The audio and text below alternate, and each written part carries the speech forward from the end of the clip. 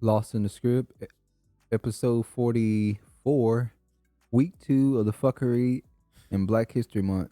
You stumbled a little bit there too. I ain't gonna let it just slide. But anyway, week 2 of Black History Month. How y'all doing, man? Hopefully you had a good week. This week was very nasty. Let's say it that way. Good week for news. A lot of nasty niggas this week. A lot of nasty Negroes this week. Yeah, I don't know what's I going on. didn't know what you talking about at first. Oh man. See, we don't do the serious go deep into the celebrity things, but they really a lot of these dudes trying to show out. Yeah, we're gonna leave that alone. Yeah, what's his name? Just leave it alone. We're not even gonna talk about it. A lot of these dudes trying to but yeah, man. We're gonna go ahead and get into this episode that we got here. Got some interesting things to talk about. You know, crack pipes and all kind of stuff. Joe Biden, Uncle Joe, gonna get you your pipes. Let's go to the first. Trying to get more niggas on pipes. That's what they're trying to do. Hey, it's more than that. We're gonna go to why he really did that, why they really trying to do that. But yeah. First thing we're gonna talk about, we'll get this story out of the way, because I find this story funny. If you remember, the former coach of the Miami Dolphins is suing the NFL for racial discrimination or racial hiring practice, should I say. That Honduran dude? Yeah, whatever. I forgot he's Honduran. Brian Flores. Flores, yeah. So they hired this guy, Mike McDaniel. I think he's a former offensive coach of the I can't remember their name now. I really don't care about football no more. I forgot the name of a team. Dear God. The LA team, y'all, you know Mike McDaniels. He's an offensive coordinator, former offensive coordinator. He was hired by the Dolphins, and they started treating him like a minority hire because of all the scrutiny that's on the NFL right now, or at least somewhat, for their hiring practices. So right here, say Dolphins head coach Mike McDaniel says he's not black. He's human with a black father, and he's never experienced racism. He's a Logic. He remind me of the rapper Logic. He looked just like him too. But what I found funny about that quote when he says, "I'm human, my father's black." So is your father not human as well? I'm not. So your father identified as black, but you just identify as human, or are you saying he been passing white for a long time, and he don't like the fact that people they're trying to put him as black in the black category. Dolphins' new head coach Mike Malone's race has gotten a lot of attention for probably the first time in his life. So he's probably spent literally all of his life being able to say he's white. You know, I'm white. I'm able to hang around the white people, be around the white people. And now all his white friends gonna be like, you're a Negro? Your dad's black? I would have hoped that it's... You know, they don't say black, they say black. Black. It sounds like you're saying something like sickness. Like sickness. Black. You know, all like that melanin. Black plague, you know. But I'm just going to play the clip of him saying it. And you could tell how uncomfortable he is. But he seemed like a very fragile... It's kind of weird that he's going to be a head coach. He ain't built for that. A head coach of a football team. Like I said, we don't know what he's like out there. We don't know what he's like, but if he going by this interview, they were like, man, get the fuck out of my face. Yeah, I don't know. I'll stump your ass out. Let's see what he had to say. Yeah, it's been very odd, to tell you the truth. This idea of identifying as something. You know, I think people identify me as something, but I identify as a human being. And my dad's black. So whatever you want to call it, I know there's a lot of people with a shared experience, but it doesn't make, you know, it's weird that it comes up because you know, I've just tried to be a good person, and I think my background opens my eyes a little bit. I don't have any real experience with racism because, you know, I think you identify me as something close to, I don't know. But I know my mom experienced it when she married my dad. I know my dad experienced it, and that's in my family. But I guess that makes me a human being that can identify with other people's problems. See, this is why you don't have biracial kids. They are confused. He's not confused though. No. He identifies himself as white. He just playing his bullshit on in his conference. When he says he's never had to deal with racism, and he said you guys probably have identified me as, he wanted to say white. Yeah, that was the point of the comment. So this is where we talked about, what was that? 2 days ago? I mean, two episodes ago, we talked about the interracial push in commercials. Yep. That's what the purpose of those commercials. You know, they keep talking about this idea of the browning of America, and they said that the average person at some point in the future is going to be just a brown person with colored eyes, and you know what I mean, a biracial, basically, a multiracial. No, it's not. In this country. That's kind of that's not what's going to happen. That's what Caucasians want to happen. Because if that don't happen, the only other thing that can happen is they go extinct, and they are bred out. So they rather go extinct, but by still making everybody else intermix. They still have some. You have dudes like this who walk around with this. And by the way, he's not wrong in what he's saying. As in, he's not black. He's multiracial. But that's kind of the point of the commercials and stuff. I want to show y'all who his parents are right quick. So this is his mother and father. As you can see, his father is a biracial man his father is Caucasian. So he comes from a Caucasian father. That's who he is. So him not identifying himself as black is correct. But it also leads to, I can only imagine with his father, the level of confusion he had as far as race. So that's why it's not something you should, it's your business, but it's something you should be very cautious of, because it can lead to a very chaotic and confused society. They like confusion. So yeah. Lust.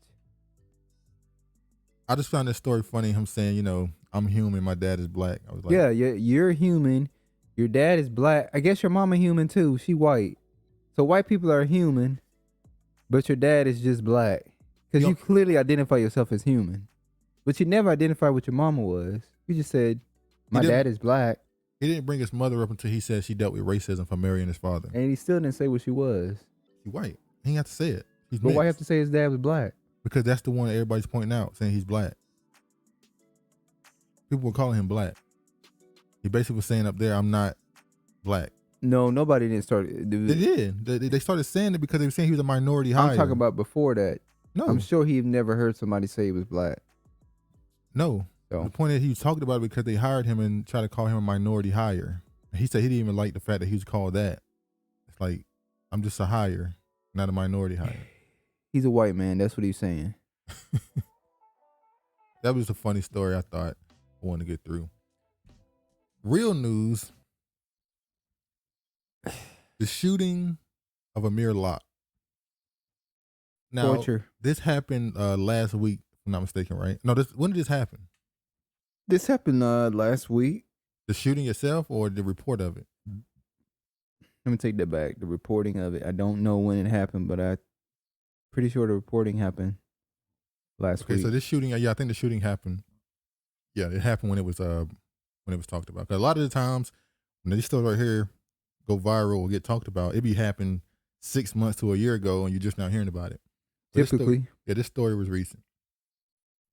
So as you can see, the body cam was released. It showed what happened. Amir Locke, 22, was killed after Minneapolis police officer Mark Hayman shot him in the midst of serving a search warrant in connection to the St. Paul homicide case earlier Wednesday morning. I'm going to show a news clip of them talking about the case, and then we'll go into some of the other things. Hold on. Within the right after those shots are fired, I want to warn you, you may. All right, guess I gotta do it this way. Minneapolis released body camera video showing the moments 22-year-old Amir Locke was shot and killed by police. It happened about 6:30 yesterday morning as the Minneapolis Police Department served a search warrant at a downtown apartment for St. Paul police. Now, this was connected to a homicide investigation, but we've since learned the man killed was not named in that search warrant. Tonight, we're going to walk you through the video. You're going to hear from Interim Police Chief Amelia Huffman, Minneapolis Mayor Jacob Frey, and community activists. First, we want to show you the body camera video in full. We're going to pause it right after those shots are fired. I want to warn you, you may find this video disturbing.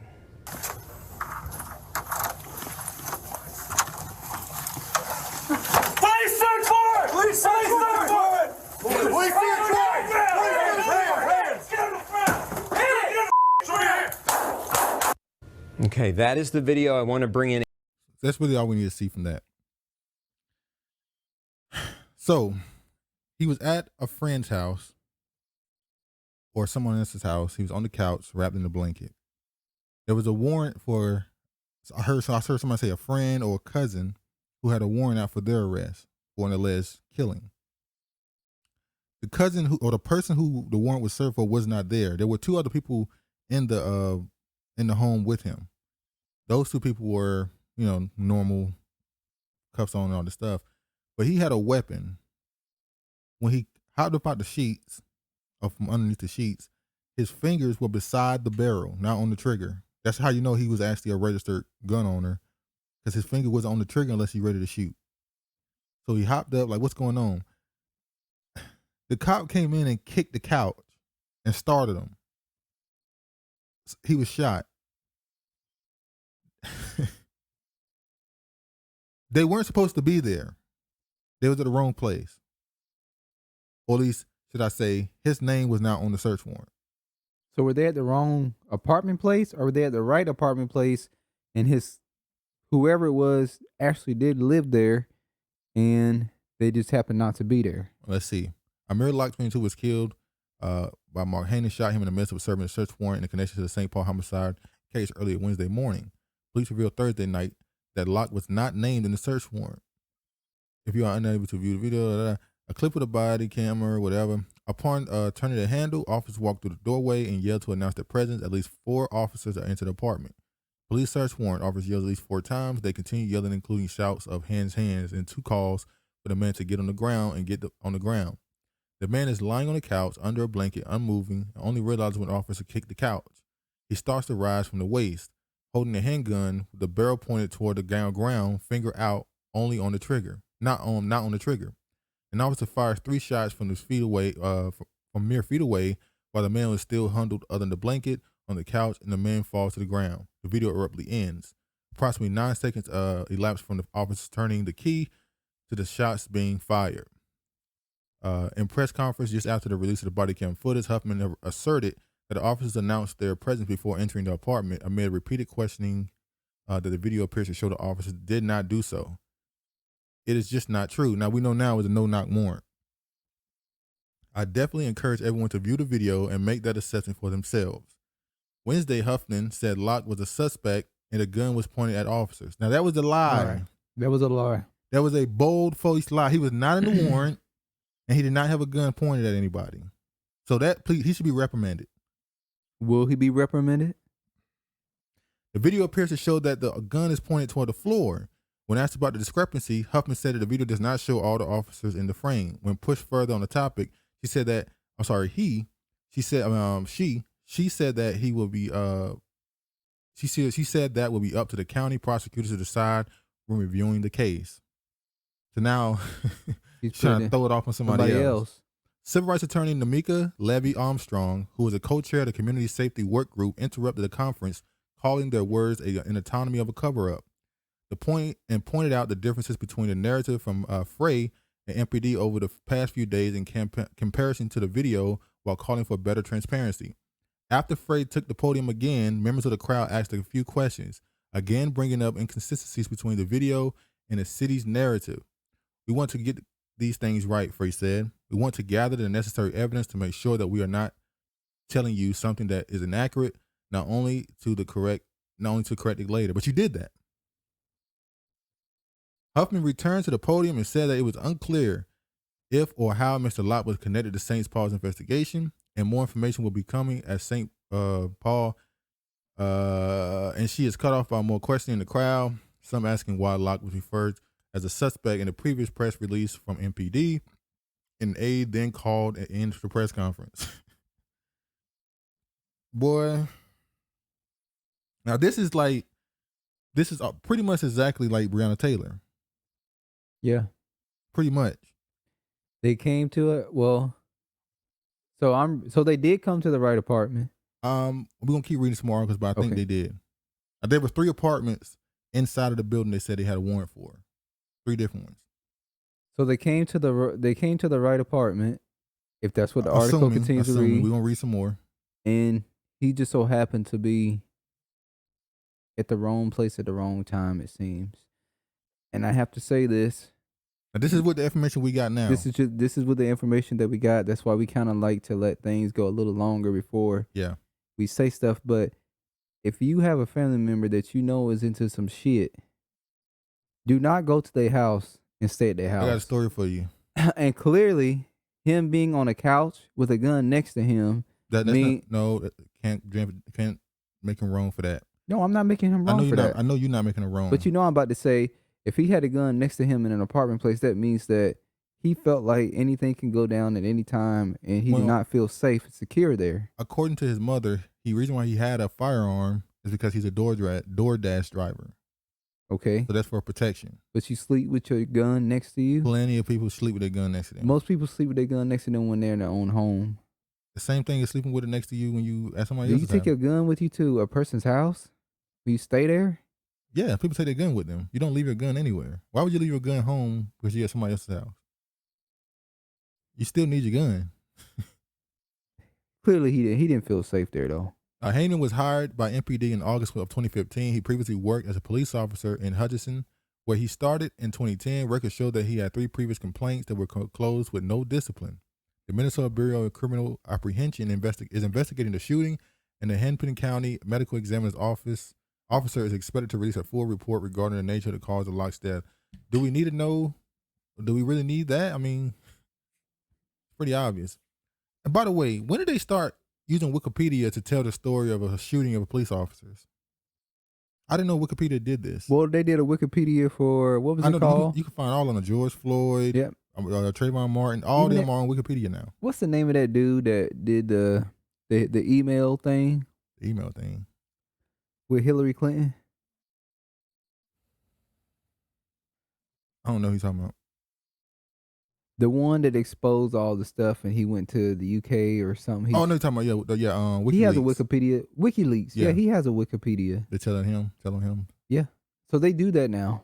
I think they've been doing that for a few years now because a lot of these have seen they constantly get updated and stuff. I'm so sick of this.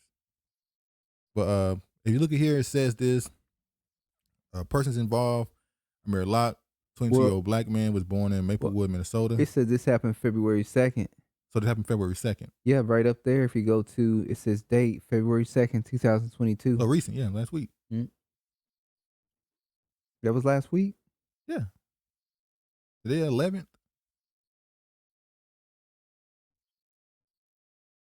It's the second week of what's it called? Well, yeah.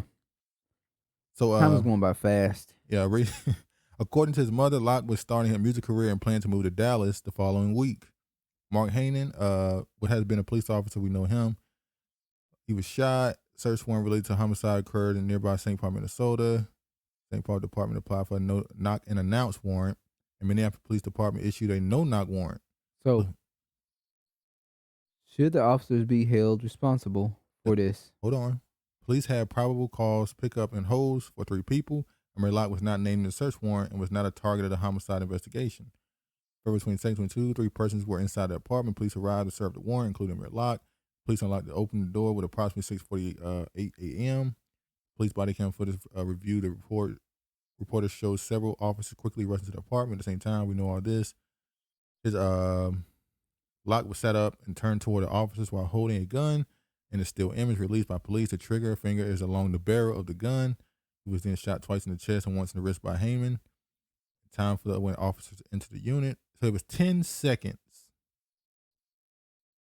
10 seconds.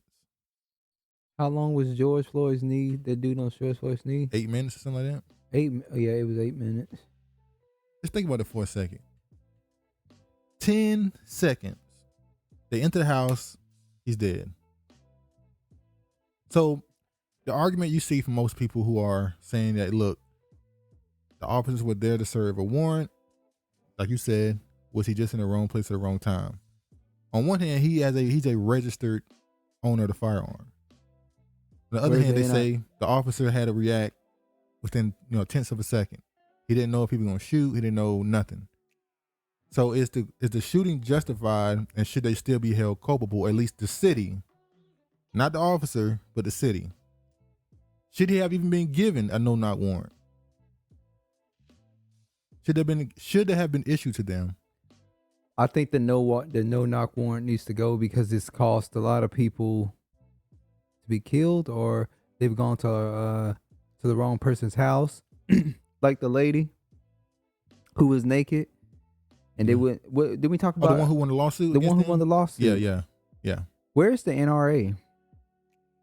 See, this is why you need organizations like NAG. Is it NAG or NEGAS? You should have pulled it up.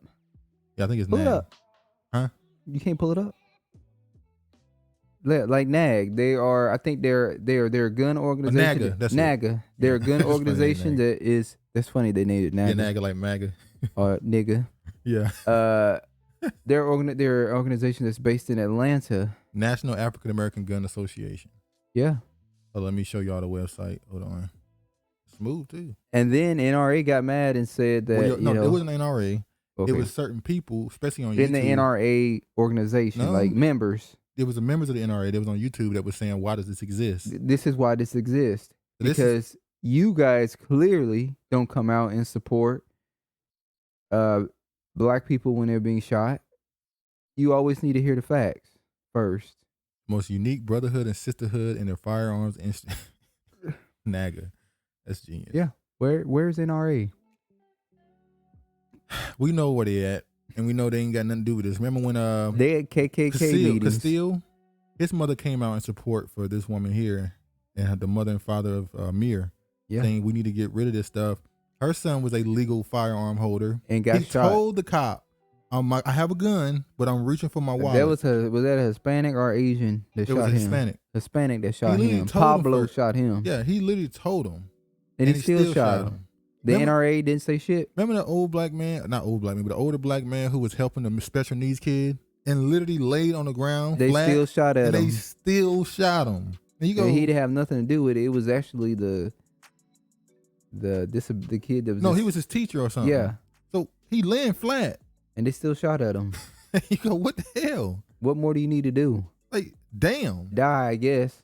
That's what they want you to do. Let me show y'all what's going on down there right now. Fuckers. I might mute this, but I'm gonna go ahead and play it normally. This is what's going down over there.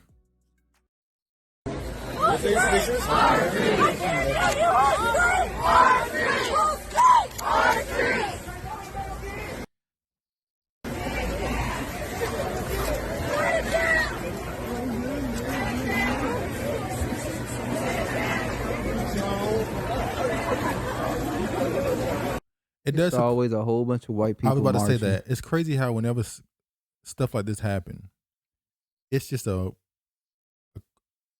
ridiculously large amount of white people. Well, that's just the fake solidarity for them to pretend like. Yeah, this is part of their push for other things. They're using this for political capital for something else. This is fake solidarity.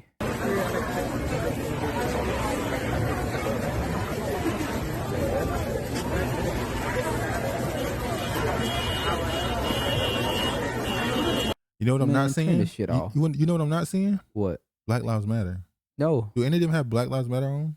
I did see a couple that said, there was a couple that said Black Lives Matter or Toxic Black, something they said. But most of this is, like last year, yeah, Black Lives.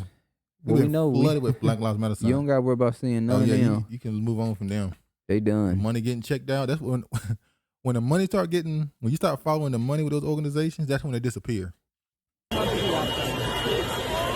Yeah, there you go. Black Lives Matter. Where? Is that black right there? No, that's a picture. Protect It's not Black Lives Matter.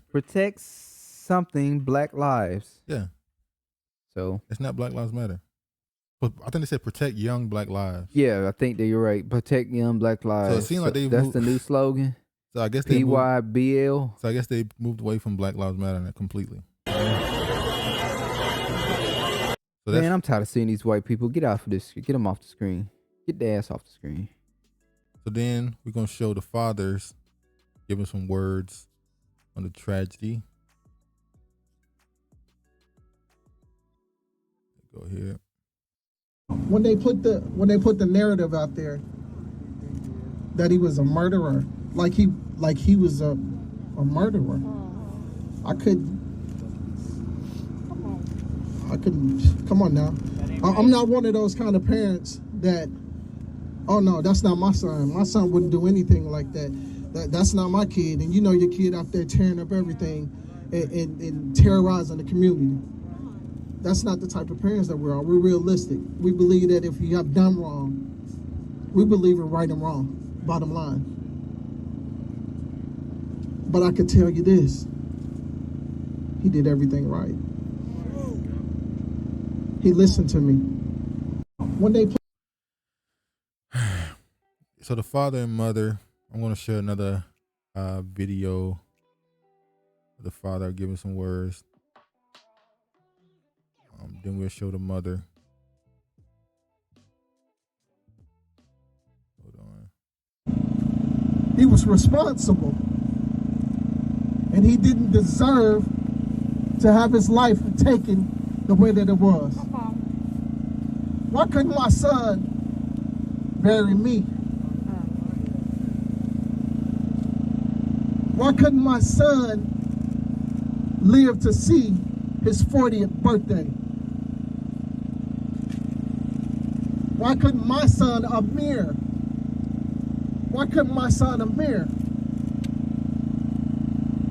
hold his mother and tell her that he loved her for the last time?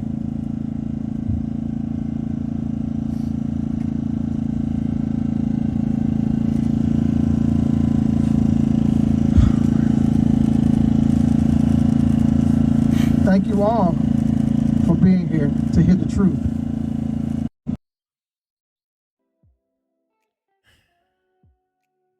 This is always the most unfortunate part of it. Are we gonna show the mother's real life response here?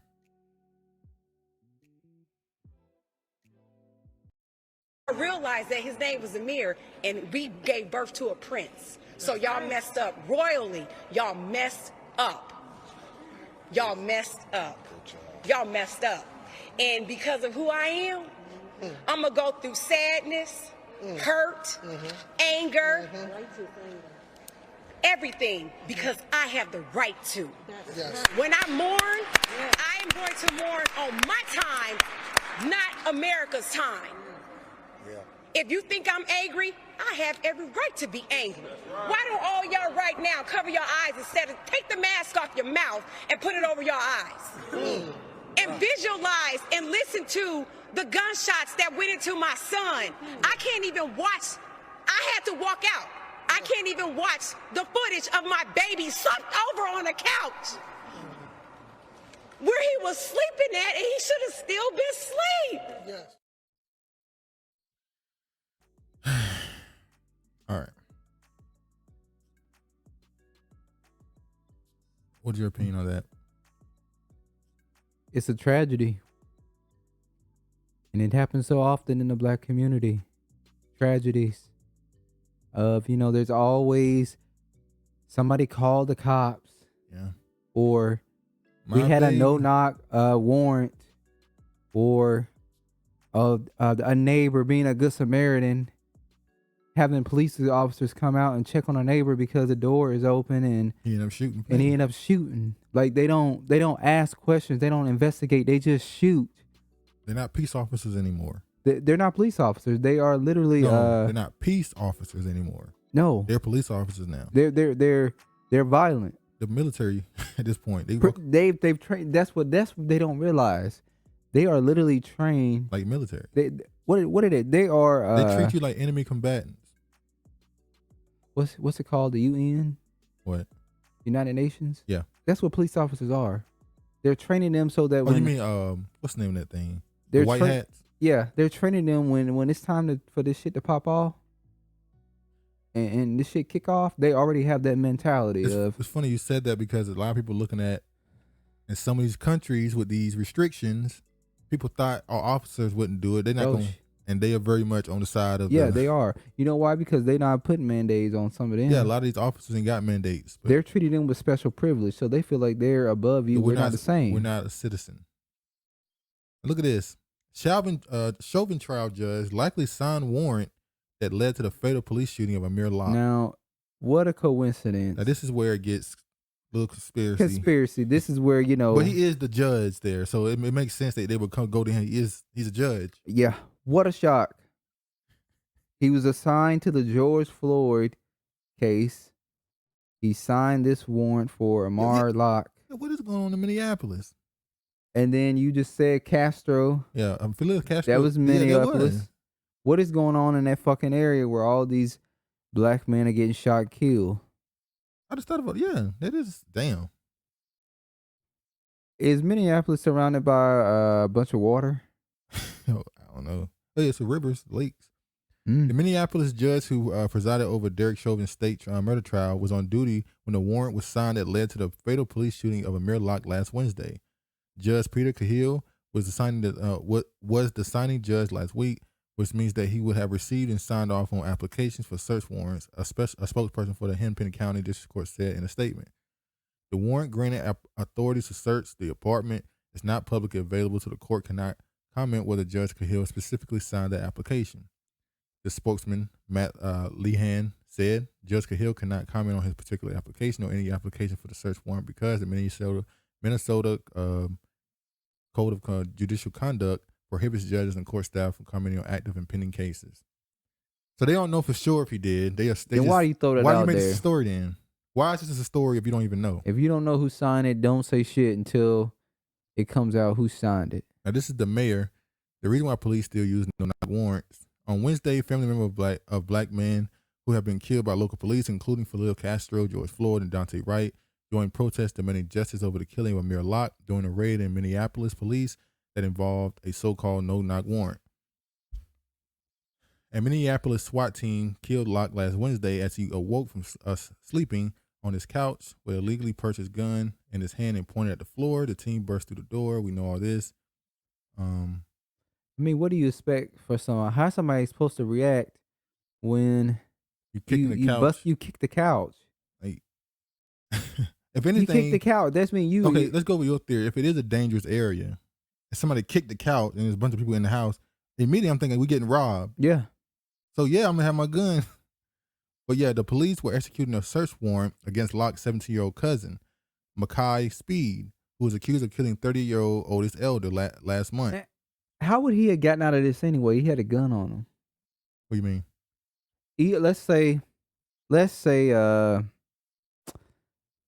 he didn't wake up and pointed his gun. Yeah. He just woke up, but they saw the gun next to him. How would they have reacted? How many times have they seen guns and people like with Fidel Castro, that dude right there? He told them that he had a gun on him. Philando Castile, yeah. But Philando Castile, he told that officer he had a gun on him, and he still shot him. So would it have done any good for him to have woken out of his sleep, and then let's say the gun dropped on the floor, or they saw the gun on the couch? Would they still have tried to shoot him? More than likely. It would have just been a lose-lose situation for this young man, and it's just unfortunate. Yeah, Speed was not at home when police fatally shot Locke, who was not a suspect in the investigation. Speed was arrested later in town, 100 miles southeast of where his cousin was killed. That's why that takes you back to you can't be staying in everybody's house. I was about to say that. Look, it's unfortunate what happened, but you have to be very, very careful. Tell a story. You have to be very, very careful of who you decide to hang around. You know what they say, birds of a feather. So even if you don't do that stuff, if you're around those people, people are going to say, oh, you like them. So in this case, he's in the house. His cousin lives there, the one who's allegedly killed someone, another black man. Then it's automatically assumed you with that crowd. So, it's unfortunate. And the story I'm going to tell, I'm not even going to go deep into it. I've been in situations where the door was kicked in and the cops came in. We have seen situations where this has happened multiple times. And you know what certain people came to the conclusion of? I'm never going back to their house. Well, I've never been in a situation where the door was kicked in. You had left already. No, before I left, I was never in a situation. Oh no, you never was in a situation when the doors started getting kicked in. Because I had common sense to not be in certain areas. No. When doors started getting kicked in, you was gone already. Yeah. But yeah, I had common sense. But people in those situations learn, if somebody hot, don't go around them. Yeah. I'm sorry, when you come around me, hey, you got to go. Yeah, nowadays they'll say, I don't want that at my house. Yeah, you gotta go. Because you know why? They got tired of the fucking door getting kicked in. Exactly. I ain't got nothing to do with what you doing. You got to go. I'm sorry. I love you, but you got to go. But my safety and my peace and my serenity comes first. I'm sorry. Fuck you. Damn. Have a nice day. I don't know if it's fuck you. Yeah, it is. It's fuck you. It's fuck you if you the type of Negro that's going around here causing all this havoc and killing people. It's a definitely fuck you. Family, I know family. Yeah, you're a terrorist. You're a wicked ass Negro. You're a terrorist in your community. Exactly. Court filing. Police cited evidence protection, officer safety to justify no-knock entry before Amir Locke's killing. Use of no-knock search warrants has been put on hold since police shot the 22-year-old in Minneapolis apartment. So the mayor has put no-knock warrants on hold. I believe it's the mayor. So now they're not going to be able to get them into this cases. It's like, wait, why are you putting them on hold if you already know what happened? We've seen the video. We know what happened. So you put them on hold or are you stopping them? There's it ain't much. The only new information that can come out is that Amir Locke was connected to the situation. That's the only thing that can come out. Yeah. And as far as we know, that ain't happened. Not yet. That's all we'll wait and see. But let's see what's this next one here. We're gonna get to that. It's an unfortunate situation, but like I said, like you said, like you brought up, you have to just be careful who you are around. Even growing up, I would not spend the night over at certain people's houses. It's unfortunate, man. You listen. Well, for you it's different. I didn't stay at friends' house. You had to be a cousin, and hell, some cousins' house you didn't stay at. What friend house I stay at? Next door. One time. More than one time. No, it was one time. I never stayed at anybody's house Except your cousins. Yeah. Yeah. I only stayed off at a no friends. I only stayed off at a non-cousin's house once. I remember. I'll never forget this to the day I die. This Negro here. My mama treated us different, by the way. She was more protected over me for some reason. I don't know why. This Negro could stay out all day, go spend nights at people's houses. I remember I lost track of time. And, back in people say back in the day. No, back in the day really wasn't that far. This is in the early 2000s too. You had to be home before that rule street still implied in the South. Yeah. You had to be home before the street lights. Now we know that in the summertime it get dark around 9:30, 9:45, and it was 10 o'clock. And I wasn't home before the street lights. When I got to the yard, there was a broom in the hand waiting for me. I'll never forget it till the day I die. And by the way, this nigga right here, he didn't always come home by 10 o'clock before the streets come down and never got his ass whooped. That's a lie. You got your ass whooped? Yeah. I got no. You got your ass whooped for not coming home at street light. Yeah. I've been put on. The first time I was put on punishment was because not only I get spanked. No, not put on punishment. Get your ass beat by a broom. No, with a switch. I don't remember this. Yeah, with a switch. Nah, you making up shit. I'm not making nothing up. I'm telling you, with a switch. And I was there? Where else was you? And the only time I ever been put on punishment is when I didn't show up when the lights. Dude, you never got what? your ass whooped for coming home late. Look, man, you're not gonna tell me my. Yeah, I my am gonna history. tell you. No, you're not. Because I was there and I lived it. Anyway, It was an experience that we shared, and I don't remember that part. Now you can clearly remember my story, me getting my ass I don't whooped. remember that. You don't remember that. You older than me. I wasn't. Nigga, don't try to say, oh, you How older old than was me. you when that happened?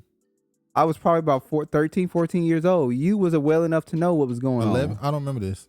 Yeah, you don't remember it now that I remember your story. Yeah, what a coincidence. Lying ass Negro. Let's go to the next one. I ain't lying. Look at this mess. Black FedEx driver says white man chased, shot at him during deliveries.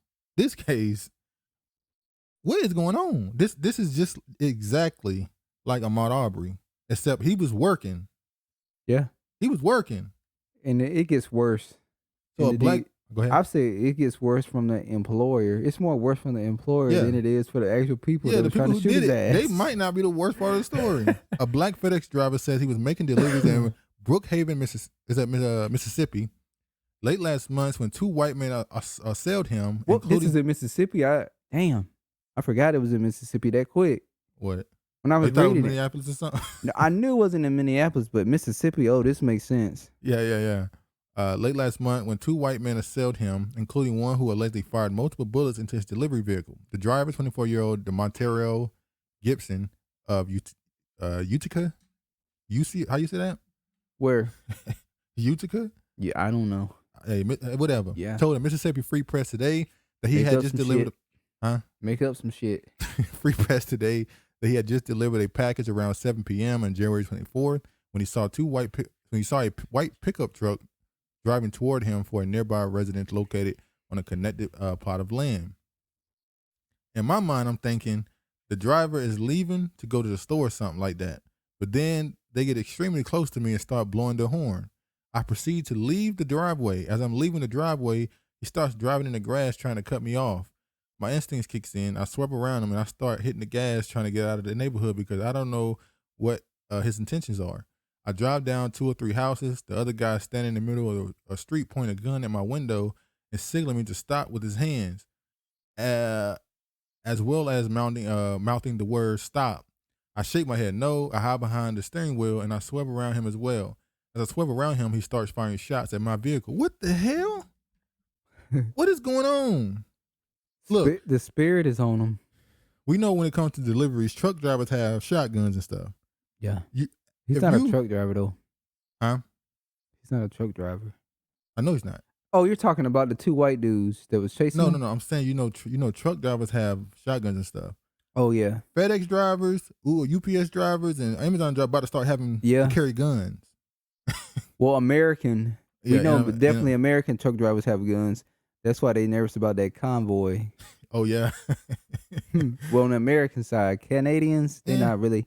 Yeah. They may have a pepper spray or something. Yeah, he said, I'm not a suspicious person. As Gibson drove toward the end of the street, Gibson said one of the managers at FedEx called him and he told her what was happening.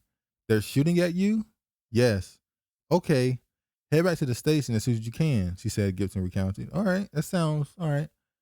These are the bullet shots. Look at this. Yeah, they was aiming for his ass. As he was trying to make his way out of Brookhaven, Gibson said he noticed that the white pickup truck was following him from behind. I just went as fast as I could. He chased me all the way to the interstate. Once he was about 10 to 15 minutes down the interstate, and the white pickup truck was no longer following him, Gibson said he called another manager and he told him what had happened. The manager told him they would file a police report the next morning, but Gibson called dispatch to report the incident himself. I reached dispatch and let him know what was going on, and I had only had a chance to get a little of the story out when he cut me off and he was like, "Were you at this address?" I said, "Yes." The FedEx driver said, he was like, "Well, I just got a call from a suspicious person at this address." I was like, "Sir, I'm not a suspicious person. I work for FedEx. I was doing my job." I also let him know that they were shot at me. He was like, "Well, they didn't tell me that." Of course they wouldn't. He told me to save the rest of my story and he'd take my name down and give it to my supervisor. Right now, it's already it seems like, so the dudes called the cops about a suspicious vehicle and the cops are listening to him like he's lying. Mm-hmm. like shot at you. They didn't tell me that. No, they didn't tell you they shot at him. Yeah. They left that part of the story out. Yeah, they don't leave that part out. Once he arrived at the back of the FedEx station, Gibson said the first manager he had spoken to immediately after the gunfire examined the back of the truck. There were bullet holes all in the back of the van, inside packages and everything like that. He said, though through his attorney, Carlos Moore of the Cochran firm, Gibson shared photos showing bullet holes in the truck and packages and bullets lining the vehicle floor bed. The truck he was driving at the time of the incident was a Hertz rental with Hertz marketing on the side, not an official FedEx truck, Gibson said, but he was wearing a FedEx uniform. So my guess is the excuse they're going to have is we thought they were pulling off a burglary. Well, you don't get to take the law into your hands, sir. You called the cops. Which I don't know why you called the cops anyway. If you actually see a person with packages in his hand that has on a uniform that is dropping the packages off in the front door, what more of a suspicion do you need to have? You act like he walking up to the doors with no packages, looking around the house, looking in the windows. Maybe that's what it was. And going back into the vehicle. Maybe they saw a Hertz van with a FedEx uniform. But he had packages. Just hold on. Maybe now this is me talking bullshit. Yeah. Oh, here we go. I'm playing both sides of the fence. Yep. Yeah, I'm gonna be a little bit of a devil advocate, but I'm not advocating for them. I'm saying what these idiots probably was the lie they're gonna tell. They saying they saw a Hertz van but a FedEx uniform, so they're like, he's not really working for FedEx. But the nigga dropping off packages. So what more evidence do you need to have so we can discard that bullshit story and go back to the fucking drawing board, because that shit ain't gonna cut it. He said, I felt disrespected at that point. The next day, on January 25th, Gibson said one of his managers traveled with him to the Brookhaven Police Department to file a police report. Moore shared a copy of that police report with the Mississippi Free Press. So he gave his report. These are the two dudes. Once again, a man and his son. What is going on? They ain't got nothing else to do.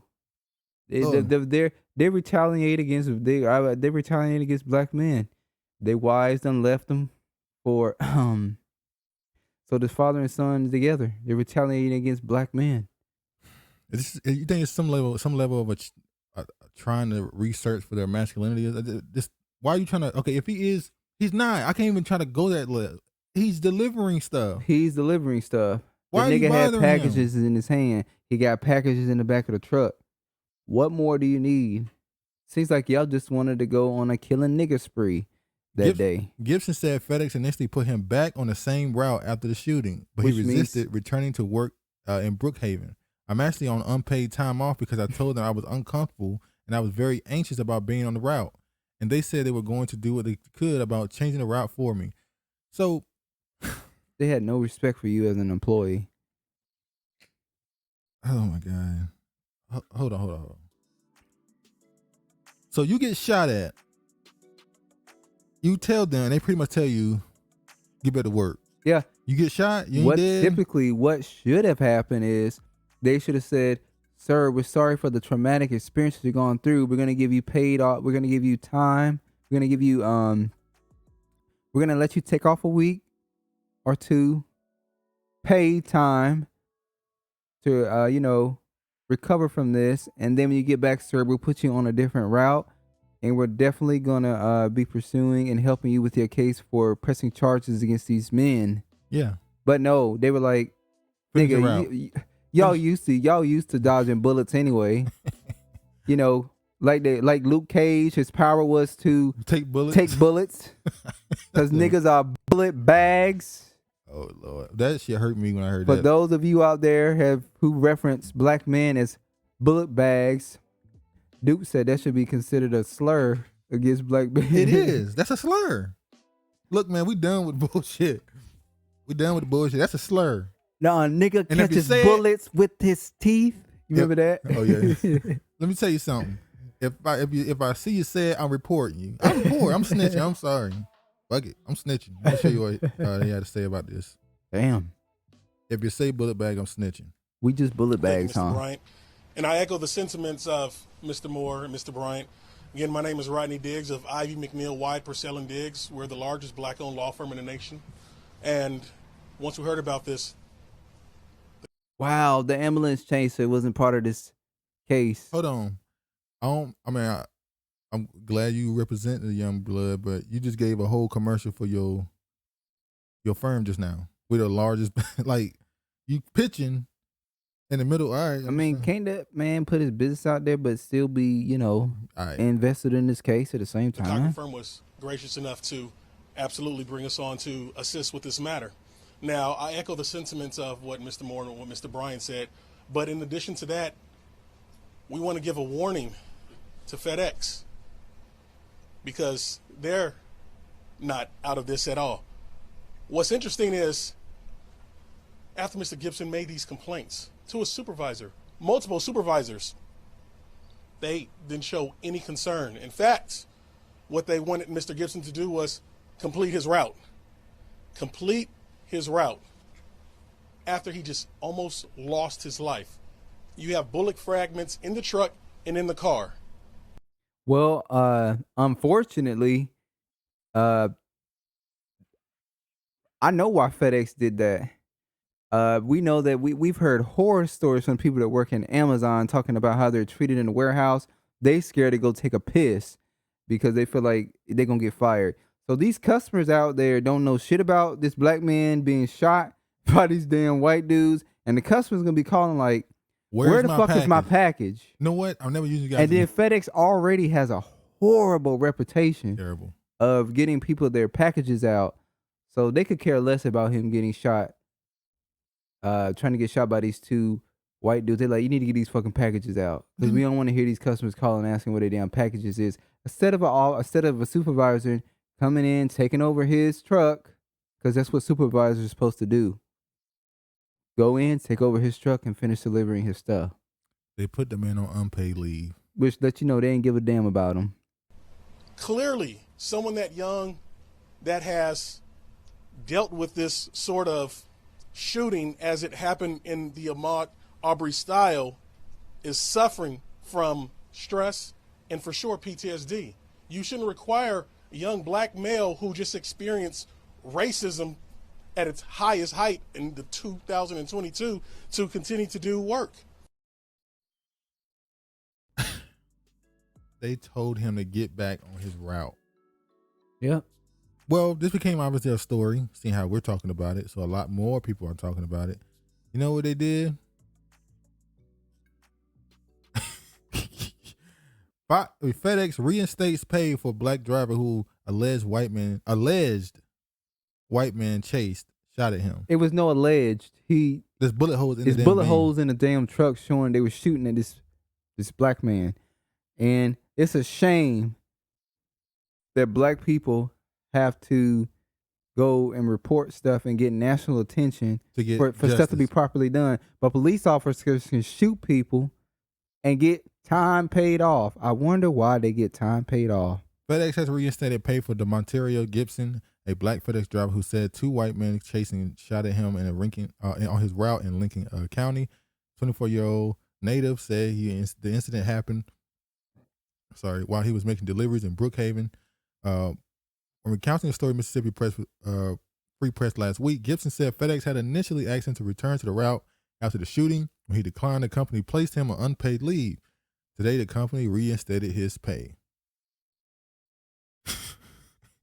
So you had to be shamed in order for you to do the right thing and pay this man for his time off. The story is so crazy. You wouldn't think it's real. Well, we just go back and we look at, references like the Ahmaud Arbery case. Not that part. Them telling him to finish your route. I'm telling you, I know why they told him to finish his route. Because they need to get them damn packages out. They don't give a damn about you getting shot at. You need to finish your delivery, sir. Are we going to show this right here? Instead of the supervisor stepping in and saying, I'll take over your route. Well, I'm wondering where the lawsuit's coming now. Who getting sued? Both. Well, they're not getting sued. Obviously, the shooter's not getting sued. They're going to jail. They're going to jail, but FedEx can get sued. I don't really see how he could sue them, though, because they're giving him his time paid off now, so he can't sue. If they would have been persistent in saying, we're not paying, If you don't do this route, we're not paying you, and we're gonna put you back on this route. And if you don't do this route, we're gonna fire you. Then that's when the lawsuit step in. But since they decided to pay him, nah, they don't get it for something. See, we're not that. We don't know the law that well. Maybe there's something they gonna find. They gonna find something. If he's a Ben Crump, he'll find something. Yeah, I don't know. But he was giving out his damn promo for his law firm. Let Ben Crump know there's a new sheriff in town. That's what he was doing. There's another ambulance chaser. Oh man.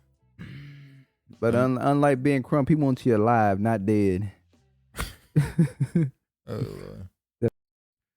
Yes. But all right, let's go to the next thing. We'll see what happens with him, but he might be about to get paid. But then again, they might. What's his name? D'Monterrio Gibson. Monterio? D'Monterrio. I think I might be saying his name wrong. It might be Demarius or Demario. I don't know. But I think it's a D'Monterrio. Let's see. Me and my conspiracies. California sues Elon Musk Tesla for operating racially segregated workplace. Tesla was sued by the state of California on Wednesday over allegations that it discriminated against black employees and operated a racially segregated workplace within its Bay Area flagship factory. Not the Bay Area. So I asked the question, in the Bay Area, who would be the main people that work at this factory? I would say black people and I would say Mexicans or maybe Asians or Somali, Samoans, Asians. That's primarily who I would say. I wouldn't think it's mostly Asians. In the Bay Area? No. You think it's Hispanics and black people? Yeah. It's no. It's way more Asians. When I say Asians, I'm talking about Filipinos and I'm talking about Samoans. There's way more of them there than there is Hispanics. You sure? I'm positive. All right. California sued. We saw that. Let me see right here. California's Department of Fair Employment and Housing said it filed a lawsuit with the County Superior Court on Wednesday, but the suit, which Tesla called misguided, has not yet been made public. The suit includes allegations that Tesla managers, workers, and supervisors at the Fremont, California factory used racial slurs, including the N-word, monkey toes, porch monkey, and hood rat, according to a copy of the suit obtained by the Post. Black employees also allegedly saw racist graffiti throughout the factory, including phrases like "all monkeys work outside," F N-words, and Hain N-words next to a drawing of a noose, an outlet reported based on a copy of the suit. Managers at a Elon Musk owned automaker either participated in or overlooked the racial abuse and gave black workers more grueling work while passing them over for promotion, the suit claims. In a statement to multiple news outlets, California Department of Fair Employment and Housing Chief Kevin Kish said the suit was based on complaints from hundreds of Tesla workers. Okay, so you was right. There's 45% white, 39% Hispanics. Yeah. Guess how many black people? 10%? 5.5. That math don't add up, yeah. Asians is 34%. That's big. Jeez. That's still a lot. That's 34. So the Bay Area is only 5% black? The Bay Area is only 5% black. Niggas really are shrinking in population in certain areas. The Bay Area, when you hear niggas in California, I'm from the Bay Area, you be thinking it's like y'all run that shit, but it's only 5% of y'all. Maybe they mean particular area in the Bay Area too. No, this is the Bay Area. No, I'm saying no, not them. I'm talking about the people that say they're from the Bay Area. They're from a particular area there, maybe. Wow. The black area, I guess. We found evidence that Tesla Fremont factory. I was wrong. Black people are 34%. Now, Asians are 7.9%. So I was wrong. I had to look at it again. So it is a big Niggas, there's a lot of black people there. It's a big population of Hispanic people in the Bay Area. Yeah, I know. It's my Asians. Asians are not no damn. We found evidence that Tesla Fremont factory is racially segregated workplace where black workers are subjugated to the racial slurs and discriminated against in job assignments, discipline, pay, and promotion, creating a hostile work environment, Kiss said. The California agency didn't return multiple requests for comment from the Post. Tesla called the suit misguided in a blog post published on Wednesday before the news of the suit was made public. Tesla strongly opposes all form of discrimination and harassment, has a dedicated employee relations team that responds to the investigated all complaints. The company said, adding that the alleged misconduct occurred from 2015 to 2019. Also, it did happen. It just don't happen no more. Tesla is also the last remaining automobile manufacturer in California, the company added. Yet at the time when manufacturing jobs are leaving California, DFEH has decided to sue Tesla instead of constructively working with us. This is both unfair and counterproductive, especially because of the allegations focused on events from years ago. So what you're saying, look, ain't no jobs here anyway. We can leave. That's what you threatened to leave. News of the suit comes months after Tesla was ordered to pay a whopping $137 million to a black former contractor named Owen Diaz, who said he suffered racist abuse at a Fremont factory in 2015 and 2016. Diaz's lawsuit against Tesla contains some material that overlaps with California's suit, including allegations of racist graffiti and use of N-word. What kind of factory are you running where they just spray painting N-words all on the wall? I don't know no black people with the last name Diaz. What you mean? Probably a black foreigner. This is the dude. I'm trying to find him. Right here. We're going to turn now to the story of a former Tesla elevator operator. So what does that say about this area? What does it say about this area? That they got N-word spray painted on the wall, accusing people all kinds. Like, who runs a business like that? They don't.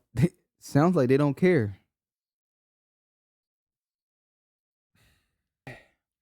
Yeah, it's precedent for them to get sued like that. And the fact that he won $137 million means it was pretty bad. It was pretty bad. They must have been like just nigga really get to work.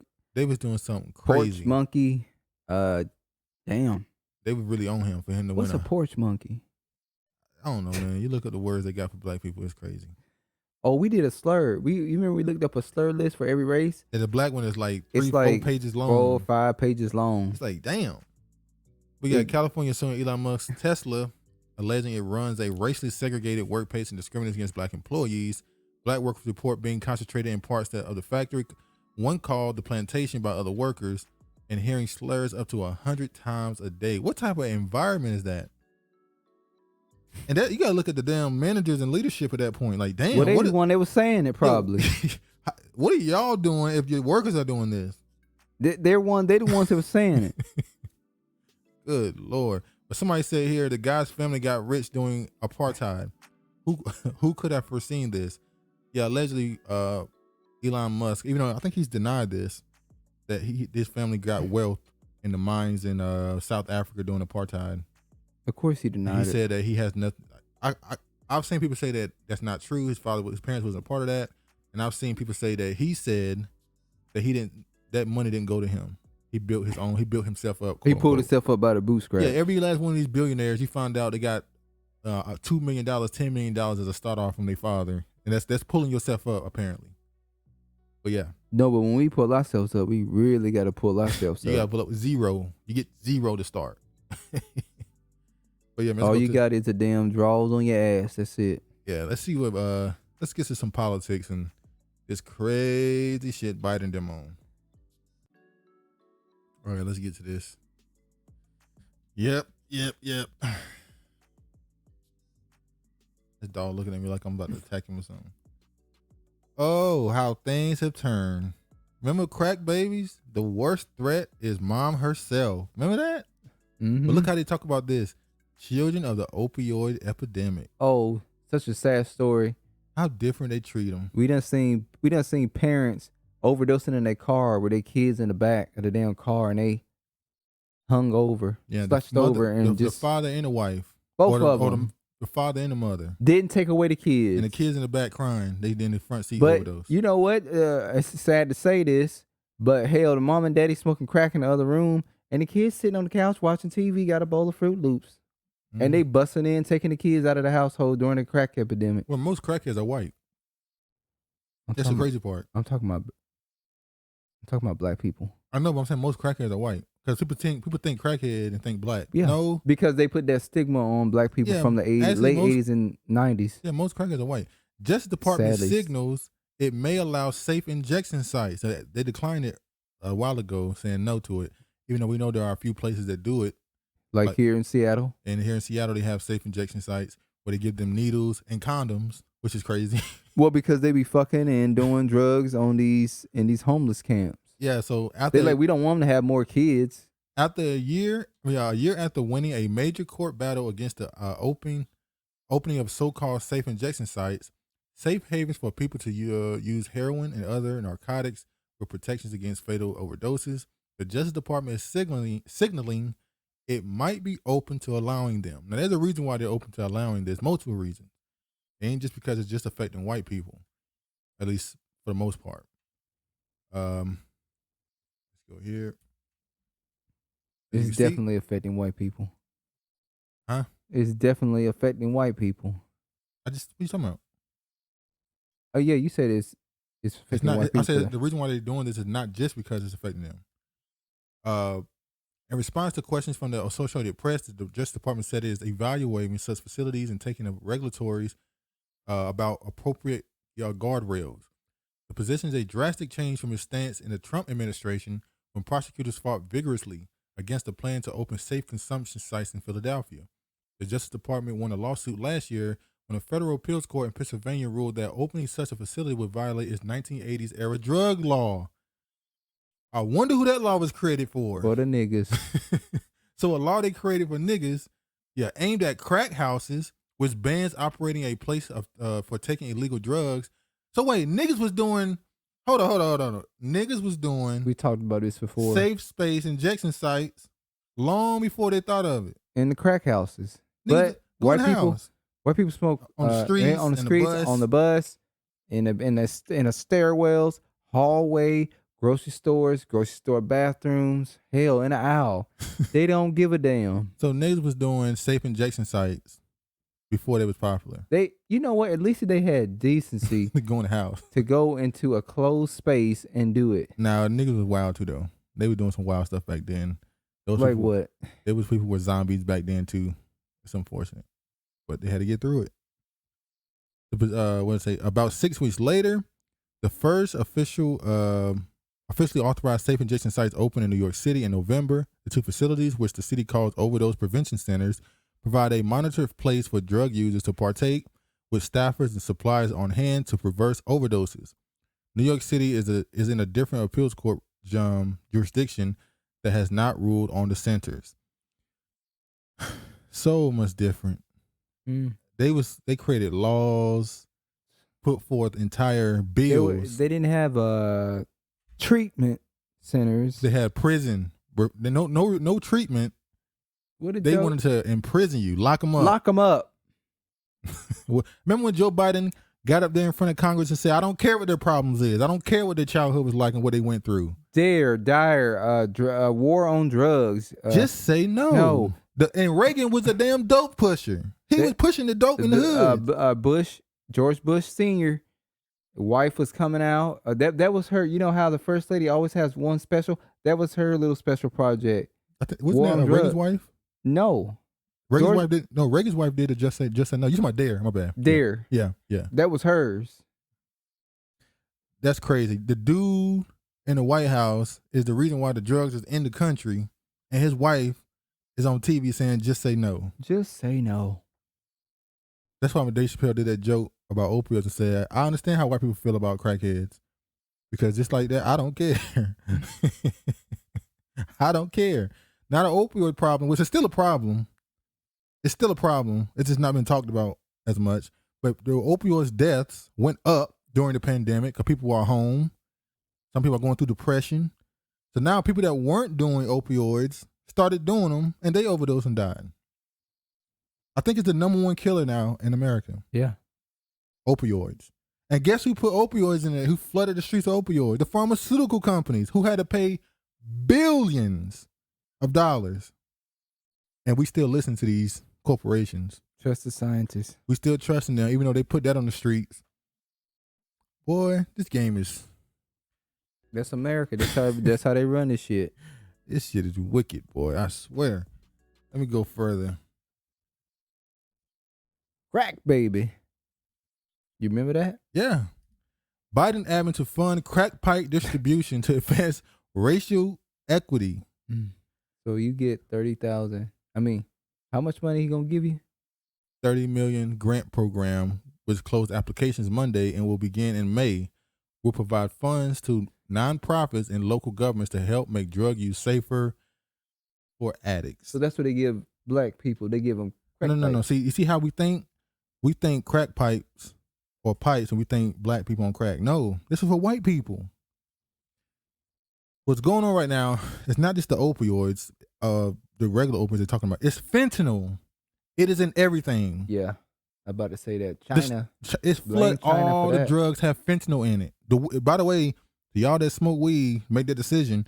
You better be careful, because this weed is starting to have fentanyl in it. It's angel dust, Holmes. And this stuff, the size of smaller than a piece of dirt, rice. That's a little. What's way bigger, but yeah, rice that is can kill pretty you. big. You can see rice. So, just be careful with that legalized, quote unquote, legalized weed mess. I said that when they legalized, I said, oh, that's about to have a whole bunch of other stuff in it. Well, they put a white man smoking crack, so. But understand, the first thing when you saw the word crack Is that pipe, Biden's son? Oh, I'm sorry. I mistook it. we going to get to that too. Oh, Lord. So you can see here, we're going to go ahead and go to it. Now you want to load slow. Go here. Dirty ass nails. The Biden administration is set to fund distribution of crack pipes and drug addicts as part of a plan to advance racial equity. $30 million grant, which closed the applications Monday, we know all that, which overseen by the Department of Health and Human Services, are funds for smoking kit supplies. A spokesperson for the agency told the Washington Free Beacon that the kits will provide pipes for users to smoke crack cocaine, crystal meth, and any illicit substance. HHS. See, they don't want people using needles no more. They don't want you injecting. They don't want They you. want you on the pipe? Because that's causing more overdoses. The drug addicts see that as a better high, but it's causing more overdoses. So they want you to do the pipe, so you have a better chance. They want you to hit that rock. Yeah. HHS said that the kits aim to reduce the risk of infection when smoking substances with glass pipes, which can lead to infection through cuts and sores. Applicants for the grants are prioritized if they treat a majority of underserved communities, including African Americans and LGBT persons, as established under President Joe Biden's executive order on advancing. Hold on. So when he signed the executive order of advancing racial equality, he put drugs in it. Drug use is in that. That's all for white people, though.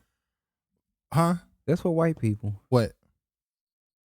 For them to smoke it out of glass pipe. They're the ones that's doing these drugs, opioids and fentanyl and meth and heroin. They're the ones that's mainly on these drugs. No, but they're making a point that the reason why this money is going out is a part of Biden's plan for racial equality. And when they said San Francisco and Seattle, they hit it on the fucking head with that shit. Democratic-run cities such as San Francisco and Seattle have distributed smoking kits to residents. Yep. Some local governments, however, have recent years backed away from their smoking kit programs over concerns they enable drug abuse. Louisville, Kentucky, for example, allowed convenience stores to sell smoking kits, but later banned them.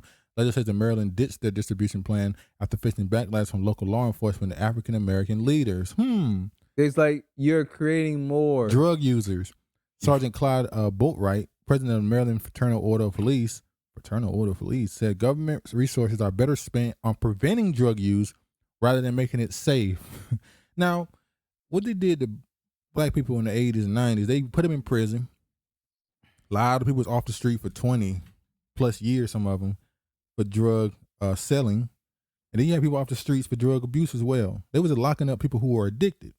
You know, they decriminalize people who do crimes when high on opiates.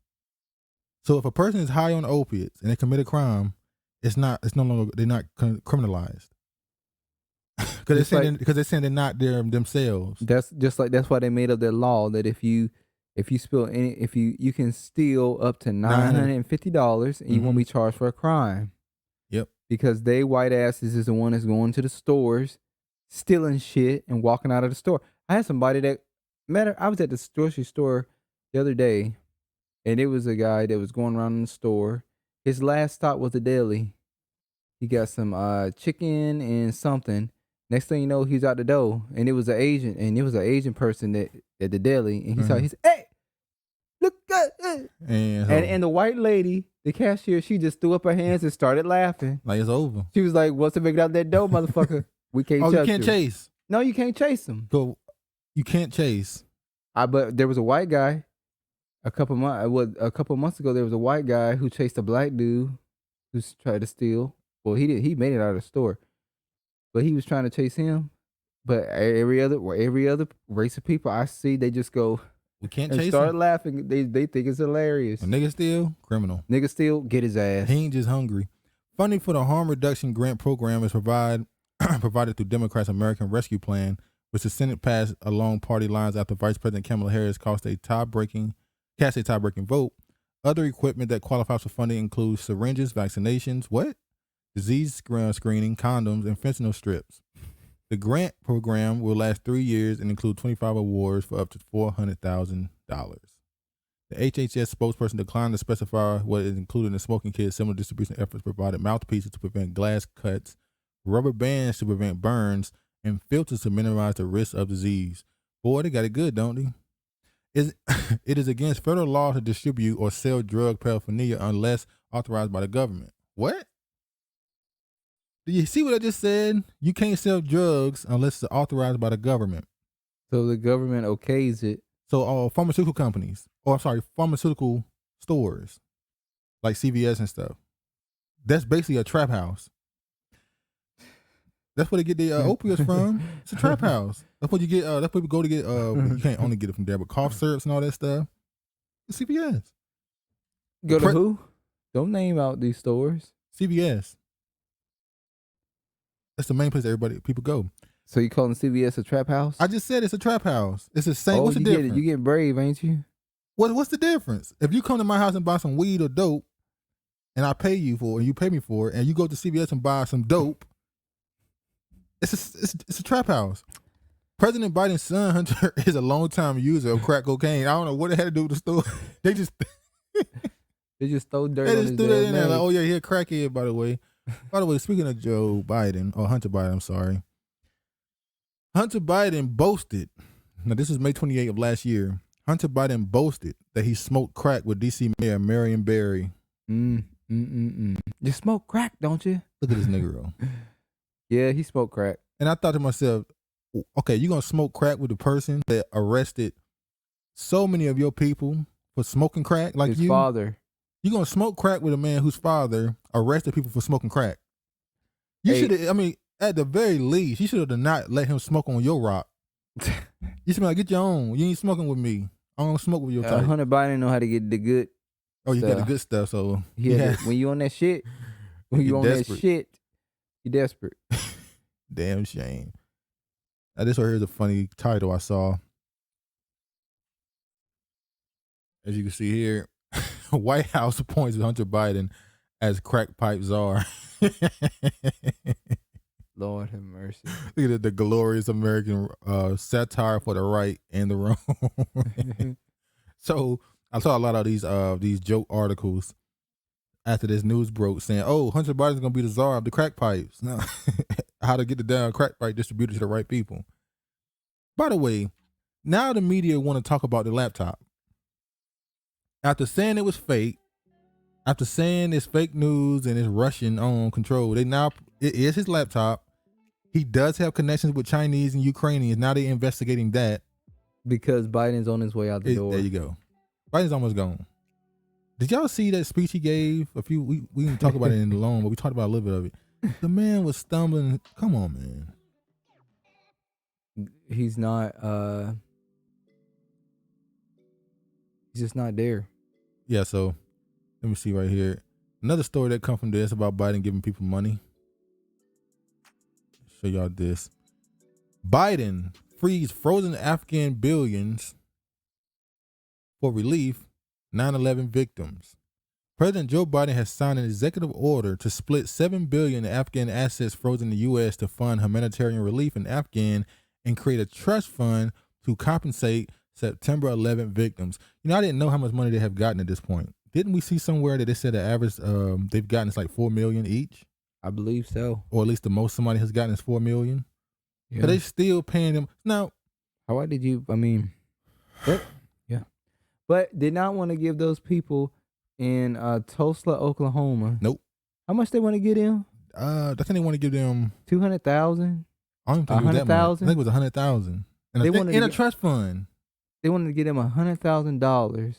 Or was it And a it- million? No, trust it was not fund. a million. No, I oh think, no, I no, think no. it was a million in a trust fund. They wanted to take the money, I believe, and help put Go it towards college. city. It was something. I It can't was some remember. type of fund they want to put the money in. They destroyed a whole town. Yep. In businesses. Yet they feel like they should only get him $100,000. For the survivors. Not a lot of people like to say, "Oh, you wasn't there." No, the survivors, not just the average black person who's a descendant. They blew up one building, supposedly. Mm-hmm. Allegedly, they said that it didn't as Well, many two people. buildings. Sorry. They said didn't as many people die as people Oh, believe. I said blew up. Damn. I mean that they crashed into two buildings. They been crashing too. The airplanes crashed into the buildings, dude. 9/11. No, they dropped bombs. They dropped TNT. Yeah, TNT, didn't they? 9/11. Oh, you said 9/11. I'm going along with the story. That's Oh, why my- I said bombs, and then I switched it to airplanes. My bad. I'm sorry. It went over my head. My bad. I was telling the. Yeah. Then I had to go back and go with along with the story. Oh. That's why I probably threw you off because I said Yeah, okay. So, bombs. well, you're doing a triple. See, I think you're still talking about Tulsa. My bad. You're doing a triple. All right. Hope y'all caught that. My bad. I fucked it up. No money would immediately be released, but Biden order calls for banks to provide $3.5 billion of the frozen amount to a trust fund for distribution through humanitarian groups of Afghan relief and basic needs. The other $3.5 billion will stay in the U.S. to finance payments for lawsuits by U.S. victims of terrorism that are still working their way through the courts. They haven't even paid all of them. So there's no way the average is $4 million. But wherever we read it at, that was a lie. Maybe we interpret that wrong. Maybe international funding for Afghanistan was suspended, and billions of dollars of the country's assets abroad, mostly in the United States, were frozen after the Taliban took control of the country in August as the U.S. military withdrew. The White House said in a statement that the order is designed to provide a path for the funds to reach the people of Afghanistan while keeping them out of the hands of the Taliban and malicious actors.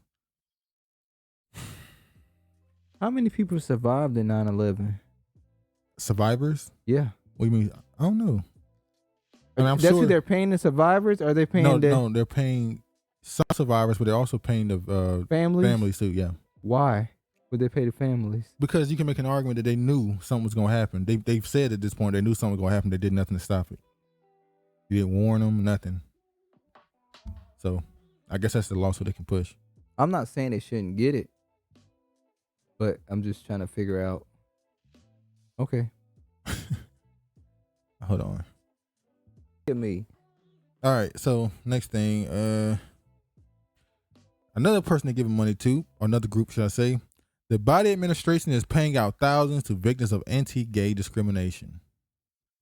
You heard? Everybody get reparations. So I know y'all heard the word gay reparations going around. The article came out January 31st, 2022. Most would-be beneficiaries don't even know they're eligible. It sounds almost like a scam, a very aggressive legal advertisement. Gay, discriminated against, you, yes you, may be eligible to contact a small portion of the federal government today. But it's no scam. The Biden administration is paying out substantial sums of money to surviving partners of same-sex couples who were denied the right to marry. What? No one knows exactly how many people are eligible, though the best estimate reaches into the thousands at a minimum, and a pot of the money stretches into the millions. Unfortunately, few of these individuals know that they're entitled to these payouts, and many are the elders of advanced age. So, Wait a minute. LGBT groups are in a race against time to identify and assist this population in vindicating their constitutional rights before it's too late. So anybody, let's say I guess if you were back in the day before you were legally allowed to marry, if you were with somebody for 40 years, and y'all weren't allowed to marry and file yourself as a couple, you missed out on certain benefits. So they're going to repay those benefits to people who weren't able to get them. Everybody get reparations except for black people. It's crazy. This is some bullshit to give out our money to these people. That's our money. And I'm tired of this shit. This some bullshit. Yeah, it's crazy. I want to show you this one right here. What? I mean, y'all was filing. I'm pretty sure you filed separately. You still got your money. Move on with your fucking life. Now, this was an article that was written. This is a Christian site. This is 2019. Remember 2019? They tried to do this with $65 million bill.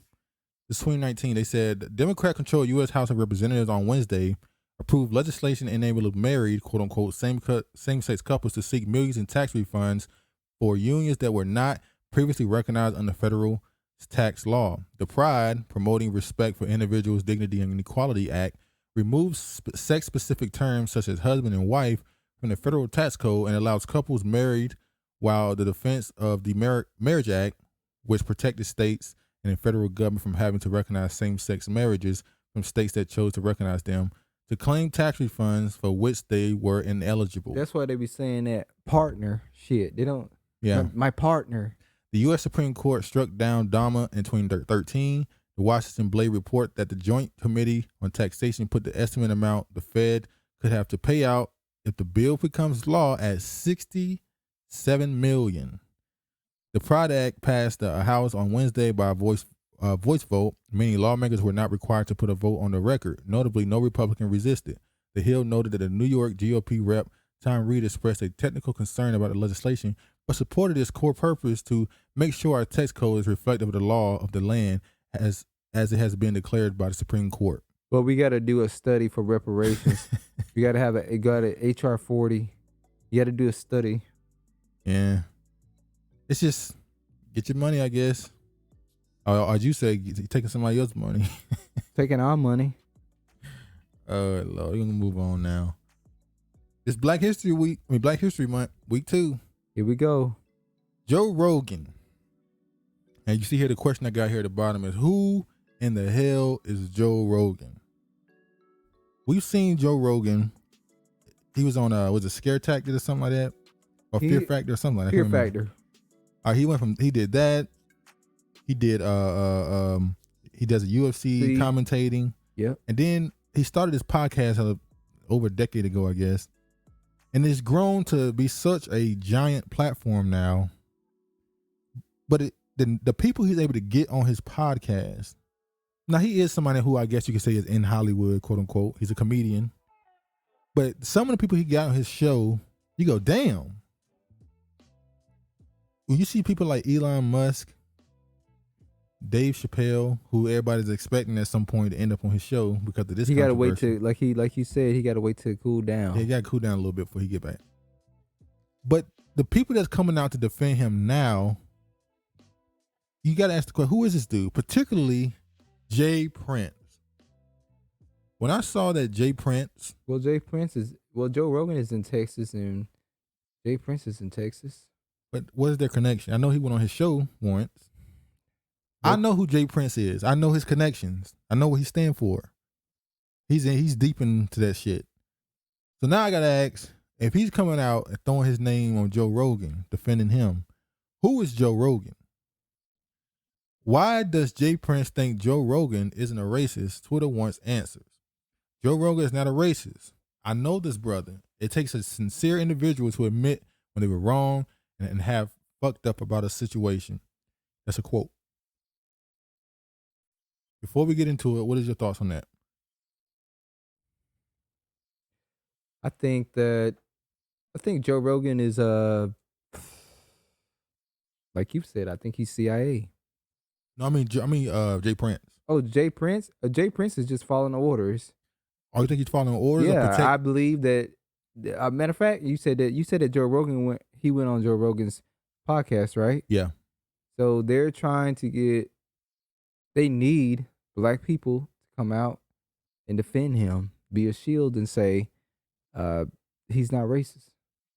When NDRE, they knew what they was doing, by the way. We said it. We talked about that. We knew what they was doing. She was told to do that. The last segment on our last episode, we talked about that. And we said, and forget Joe Rogan. Yeah, whatever. We know who he is. They knew once they brought race into this, it was over for him. It was over for him. Oh, hold up. Not over for him, but it was just to put a bunch of bees to sting his ass. Yeah. Now, I totally do not. He should not have been saying nigga. No, that's what I'm saying. So that's why I'm confused why Jay Prince is coming out defending somebody that has used this word. Well, we're gonna look at Joe Rogan's response to it, But his excuse is that he wasn't saying it. He was saying it in a way he was talking about. He was repeating other people who said it in certain situations. He was talking about the word, the N word. Yeah. What does it mean in our society and all this stuff? He was trying to say he was having a conversation about it. He wasn't just flippantly saying it. You could have said N word, like you're supposed to say. But part of his conversation he said he was having is, why is that word so powerful and stuff? Why can't certain people say it? Now we can say why. We know why, but he was asking that question with He knows why. Hold on. He was asking that question with his friends, calling himself having a discussion. That's his excuse. That's his excuse to use the N word. Yeah. And felt like that was his excuse to use the N word, and then he can come back and say, I wasn't saying it to anybody. I was just having a conversation around it. Well, sir, you could have said the N word. You'd have to come out and say it. Yeah, I mean, you see here, as of late, this is all hip hop. So this is a more of a opinion article, I guess. As of late, Joe Rogan's reckless mouth is causing much controversy. First off, his dubious COVID-19 beliefs are causing many artists to flee Spotify. It wasn't working when it was just about COVID. So the people that was leaving were nobodies.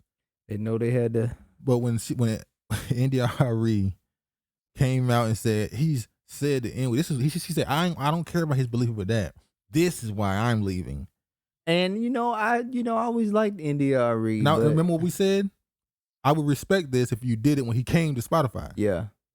Now maybe you waited until. Now maybe you didn't know who he was, and somebody sent the video to you to put a battery in your back. I'm glad you believe that bullshit because I don't. So you think he always knew he said the word? She knew who he was. And No. I don't mean knew who he was as a person.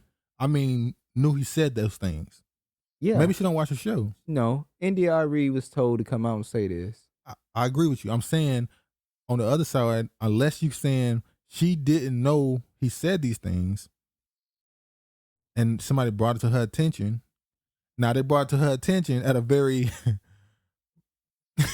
bad time for him when he's being accused of putting out misinformation. Yeah. And she decides, oh no, it's not that misinformation I'm worried about.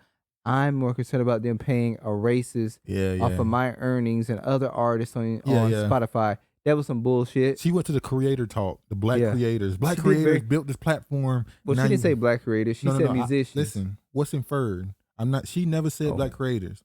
But when she get up there and say, I put my music up there and now you have this guy up there, I'm a black creator and you're using the money that I'm generating to pay him $100 million. Or she jealous that she ain't getting $100 million? I don't keep times it's hard for you. I know she's not jealous. I'm just saying. India Ari is on some bullshit. She was told to say that. Now he shouldn't have been saying the N-word. Yeah. Period. Yeah. However, it is his gracious use of the N-word, which is vexing many people. But as it may, Jay Prince vows Joe Rogan is not a racist. Of course, Twitter distinctly responds. After the matter of fact post appears on an official Instagram account, the H-Town states his piece. Simply put, he starts off, Joe Rogan not a racist, I'm going to show y'all the Instagram in a minute. Moreover, the proven peacemakers that asserts, as you can hear, he's done that, and I forgive him because I'm going to go ahead and go straight to the post. Let's just do that. This is his full post, Jay Prince. He said, Joe Rogan is not a racist. I know this brother. Now, he called him brother, which I think goes deeper. Brotherhood. That's why I said, who is Joe Rogan? When he's calling him his brother. Is he his brother in the knowledge? I don't know. It takes a sincere individual to admit when they are wrong, and I have effed up about a situation. As you can hear, he's done that, and I forgive him because I never want to become one of those people that are filled with unforgiveness and hate that we complain about all the time. Let this be an example to others of the sensitivity of the word nigga being said by anybody other than a nigga. Why we always gotta set an example for other people? I don't know, man. You're telling, once again, black people, you can't have emotions. You can't be upset about this because you're always complaining about hate. Somehow it's flipping. Hating somebody, okay, I'm going to say it like this. Hating someone that hate you don't make you just a hater. Hello, friends. I'm making this video to talk about the most regretful and shameful thing that I've ever had to talk about publicly. There's a video that's out that's a compilation of me saying the N-word. It's a video that's made of clips taken out of context of me of 12 years of conversations on my podcast, and it's all smushed together, and it looks fucking horrible, even to me. Now, I know that to most people, there's no context where a white person is ever allowed to say that word, never mind publicly on a podcast. And I agree with that now. I haven't said it in years, but for a long time, when I would bring that word up, like if it would come up in conversation, instead of saying the N word, I would just say the word. I thought as long as it was in context, people would understand what I was doing. Like that context was part of the clip we were talking about Red Fox, how Red Fox said that word on television in the 1970s and how times have changed so much since then. Or about how Richard Pryor used it as one of the titles of one of his albums. Or I was quoting a Lenny Bruce bit, or I was quoting a Paul Mooney bit, or I was talking about how Quentin Tarantino used it repeatedly in Pulp Fiction, or I was talking about how a Netflix executive, ironically, used it because he was trying to compare it to another offensive word, and he said it out loud, and they fired him. Not calling anybody or just saying the word out loud. I was also talking about how there's not another word like it in the entire English language, because it's a word where only one group of people is allowed to use it, and they can use it in so many different ways. Like if a white person says that word, it's racist and toxic, but a black person can use it and it could be a punchline. It could be a term of endearment. It could be lyrics to a rap song. It could be a positive affirmation. It's a very unusual word. But it's not my word to use. I'm well aware of that now, but for years I used it in that manner. I never used it to be racist because I'm not racist, but whenever you're in a situation where you have to say, I'm not racist, you fucked up. And I clearly have fucked up. And that's my intention to express myself in this video, to say, there's nothing I can do to take that back. I wish I could. Obviously, that's not possible.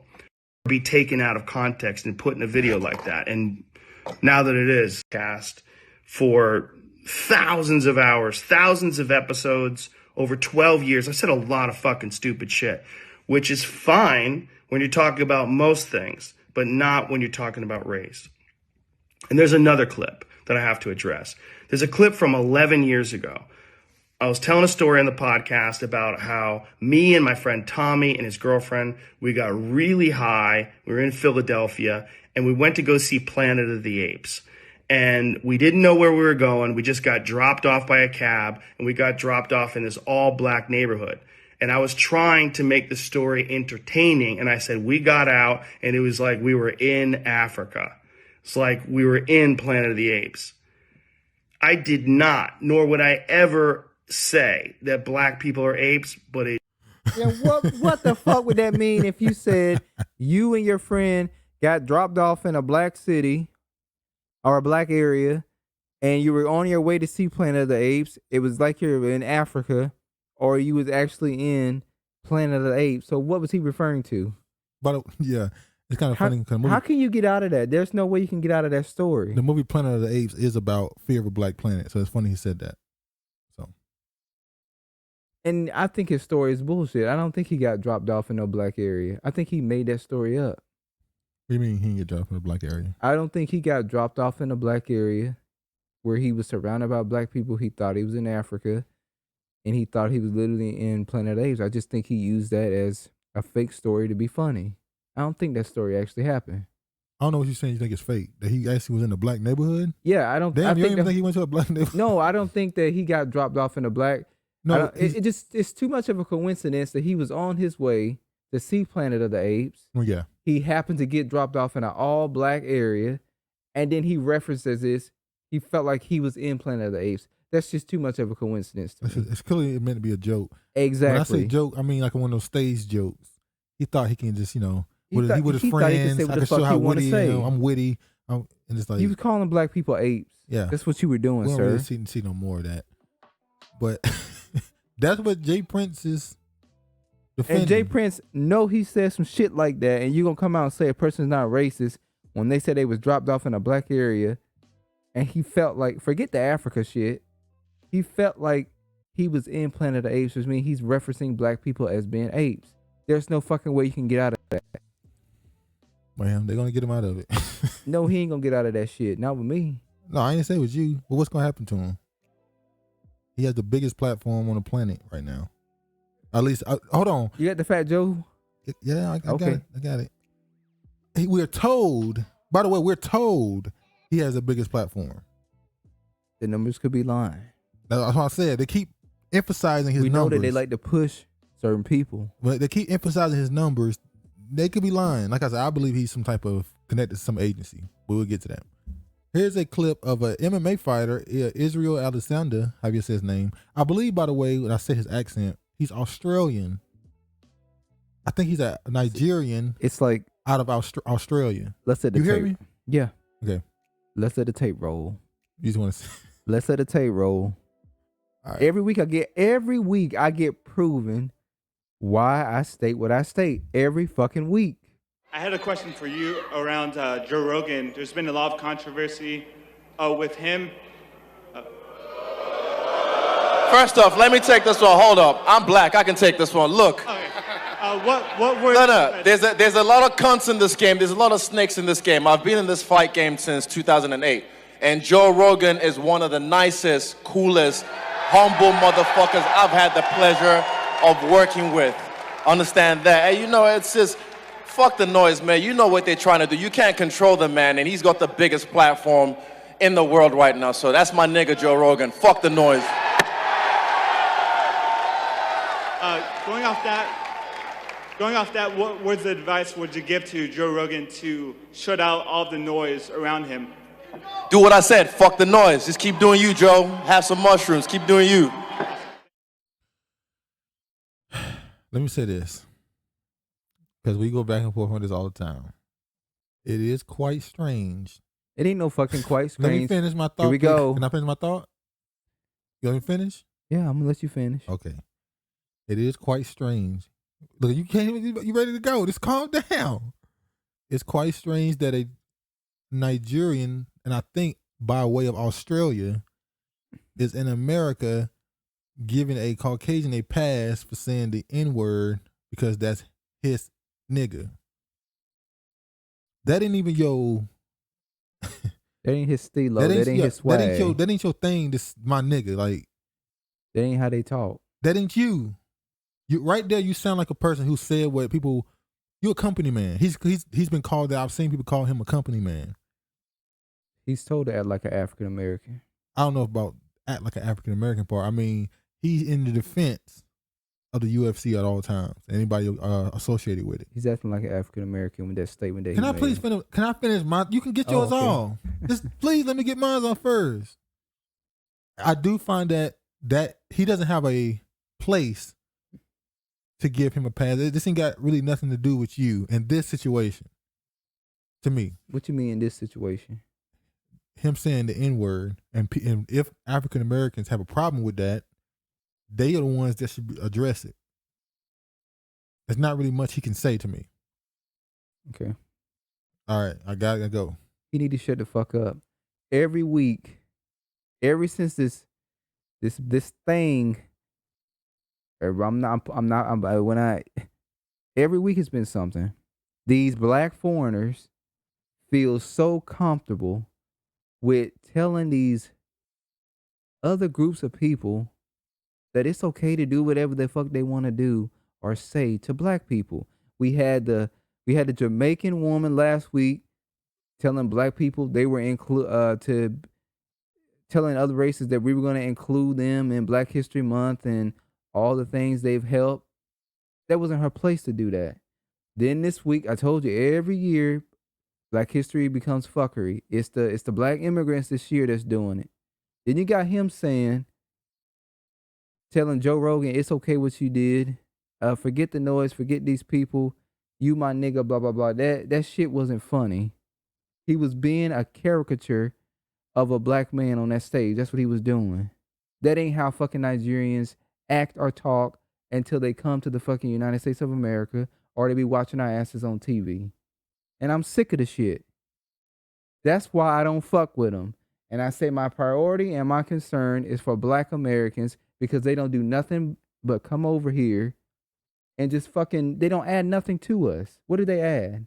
For him to say some shit like that. And yes, we had Jay Prince that came out and said some shit like that. But his ass, we know what his ass is about. That's it. Okay. All right. Jay Prince is Black American. That's the difference. It was fucking coonerish what he said, but he's Black American. He ain't fucking Black American, so he need to shut the fuck up and fight John Jones. Huh? He need to fight John Jones so he can get his ass whooped. That fight ain't happening. But we know it ain't happening. No, because John Jones pretty much retired at this point. Should have beat his ass. Well, damn. Why you got so much heat for him? You want to fight him now? I don't think you want that smoke. I didn't say I want to fight him. I was about to say, I don't think you want that smoke. Stay away. Send John Jones at him or who else? Even though John Jones ain't no better. Let me get started on that Negro. But that's a whole, oh yeah, this one right here. This one right here. Now see that this got your anger dissipated at somebody else now. You can go after somebody else. This is Fat Joe responded to the Obese Joe. Responded to the Joe Rogan controversy. Let's see what you got to say. This guy, Joe Rogan. Please do it. Got it. He's a piece of shit. And so, Joe Rogan is a piece of shit. And what happens is, and there's no disrespect to Spotify, because shout out to everybody else that's better than me who's taking their music off of Spotify. I'm not. And all my people there know, Joe, he'll do charity. Joe will open a business in the hood and give out jobs. Joe will give computers to the school, but Joe got to get to his bag. Joe ain't crazy. Joe got to get to his bag. And so I'm not taking my music off of Spotify, but Spotify is made up of black music, whether it's R&B, whether it's rap, whether it's trap, reggaeton, all that shit fall in this. Yes. Reggae? Right? And so, because our music is on that platform. Because our music is on that platform? Last time I checked, your ass wasn't black. You Puerto Rican, ain't you? You're Boricua. You know what's funny? When he said this, he got a problem with Joe Rogan saying the N-word. People like, we got a problem with you. We got a problem with your ass saying saying the N-word. We ain't from the fucking North. We ain't from New York. In the South, we don't play that shit with other people saying the N-word. And they make their money from black people. Do you think it should be allowed for a guy to be talking racist shit on their platform? No. And not racist, like, there's no way to save him. Because I'm about freedom of speech. I'm about artists being able to say whatever they want on the records. Is only entertainment. We signed, me and Jay-Z and Meek Mill, we signed this paper so that they can't use your lyrics against you in court. We stand by that. Because music is just entertainment. If Fat Joe tells you, I robbed the bodega, don't rob the bodega. It's part of the song. But why put that in the song? Exactly. Why you gotta, I thought that, rap started off with what? Conscious. Exactly. And y'all turn it into, I'm looking for a word. You turn it into murder music, murdering people, being flashy, telling lies, being fake, and not being authentic in your music and telling your life story. They make up dreams and illusions. Yeah, a veil, if you say. The decadent veil. Never happened.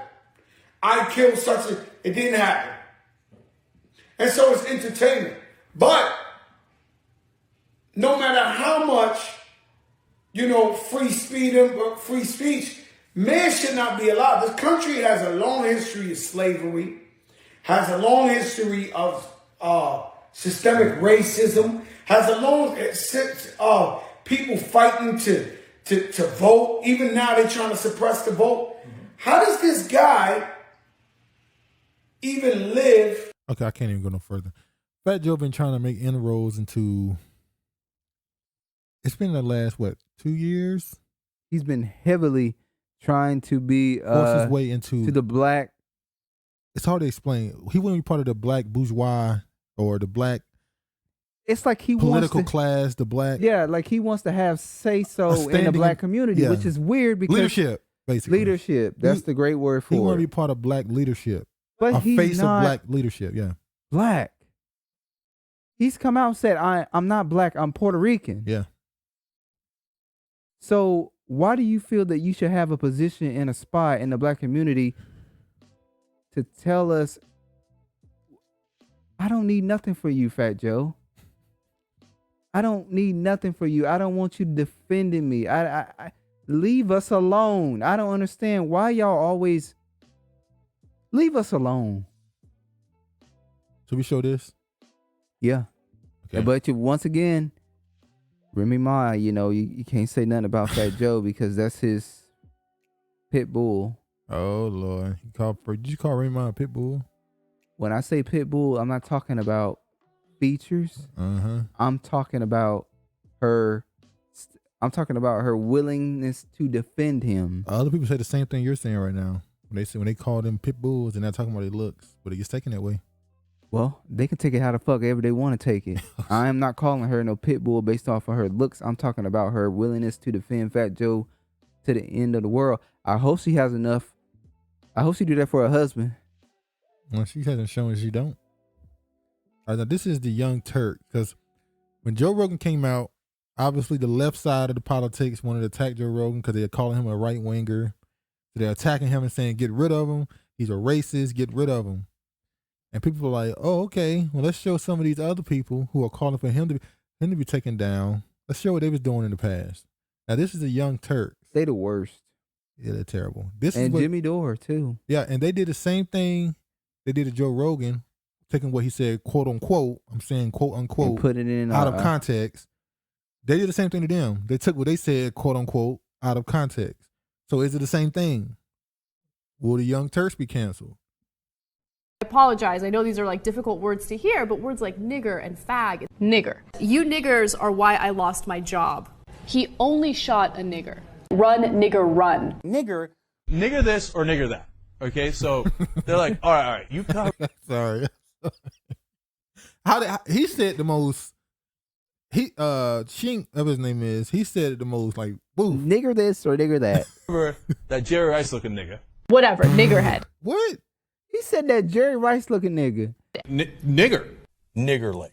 He canceled his weekend at Niggerhead Ranch. His ranch was called Niggerhead. Fucking Jews and niggers. Nigger lover on it. Which is better, nigger or cracker? It was apparently called Niggerhead. Oh, you're a nigger? Doing fucking nothing and being a... So, are they canceled? Well, they were quoting people. They were quoting articles and all that stuff, but it's the same thing. That's just, you know what? They use that shit just to be able to say the word. I was just quoting an article, or I was just, no, you said it because you wanted to say it. And you heard what Joe Rogan said. He said it's the only word on the planet that is just for one group of people to say, and that's unfair for one group of people to only not. He never said that part. I'm reading into the lines. No, hold on, though. you can't add words. I'm gonna add words to his ass. I'm gonna say what he really wanted to say. But you know what? Why don't they ever want to say the words? We can't say the other word, the Jewish one, because this video will not make I might have to edit what we just said out. we can't say we can't say that word. We can't say that word. What's the word? Jeer? But nobody else wants to say those words. Well, they'll say, well, because black people, they like, you saw how he said it's the most unique word. They use it in rap songs. They use it as a term of endearment. Well, they can use theirs too. They can use theirs too, but they chose not to. So let's get to another person trying to cancel Joe Rogan for doing what they did. So there was a Canadian songwriter singer from Canada who pulled her music off of Spotify because Joe Rogan. And don't even nobody know who she is. I don't know who she is. I swear I remember her name, Johnny Mitchell. I remember the name. Her name is Yeah, I don't know. I don't remember none of her songs. But look at this. This is her. She's a Canadian woman. Look what they found on her. This is her in blackface. She a black man as a pimp? Yes. This is the person who told she's taking her music off Spotify because of Joe Rogan. She's supposed to be Richard Pryor? She looked like right. I think if I'm not mistaken, she used that as a cover. I don't know if it was for an album. Why? Or if it was for a cover of a magazine or something. I guess dressing up as a white man wasn't as... Yeah, think about it. A Canadian white woman dresses up as an American black pimp. What does that say? Does she have some level of fascination? They all have fascination with the black man. It's so weird. So all these hypocrites. She couldn't get one, so she had to dress up as one. Here you go. We don't know what she got now. You said that kind of confidently. We don't know what she got.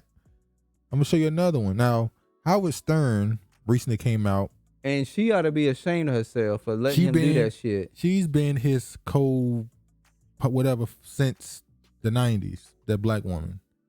She's been riding with him for the last 20-something years, it seems. Riding with him. Here you go.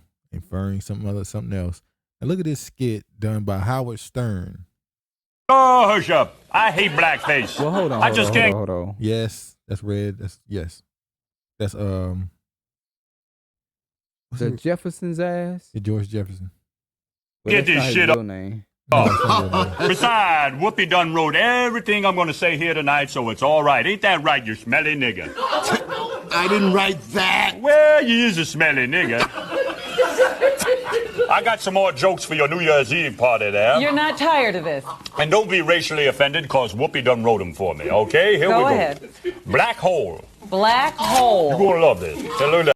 Sherman Hemsley is his name. Sherman Hemsley. Wait a minute. Sherman Hemsley saw his black ass on that couch. And he's supposed to be a woman. And he's supposed to be Whoopi. He's playing as Whoopi.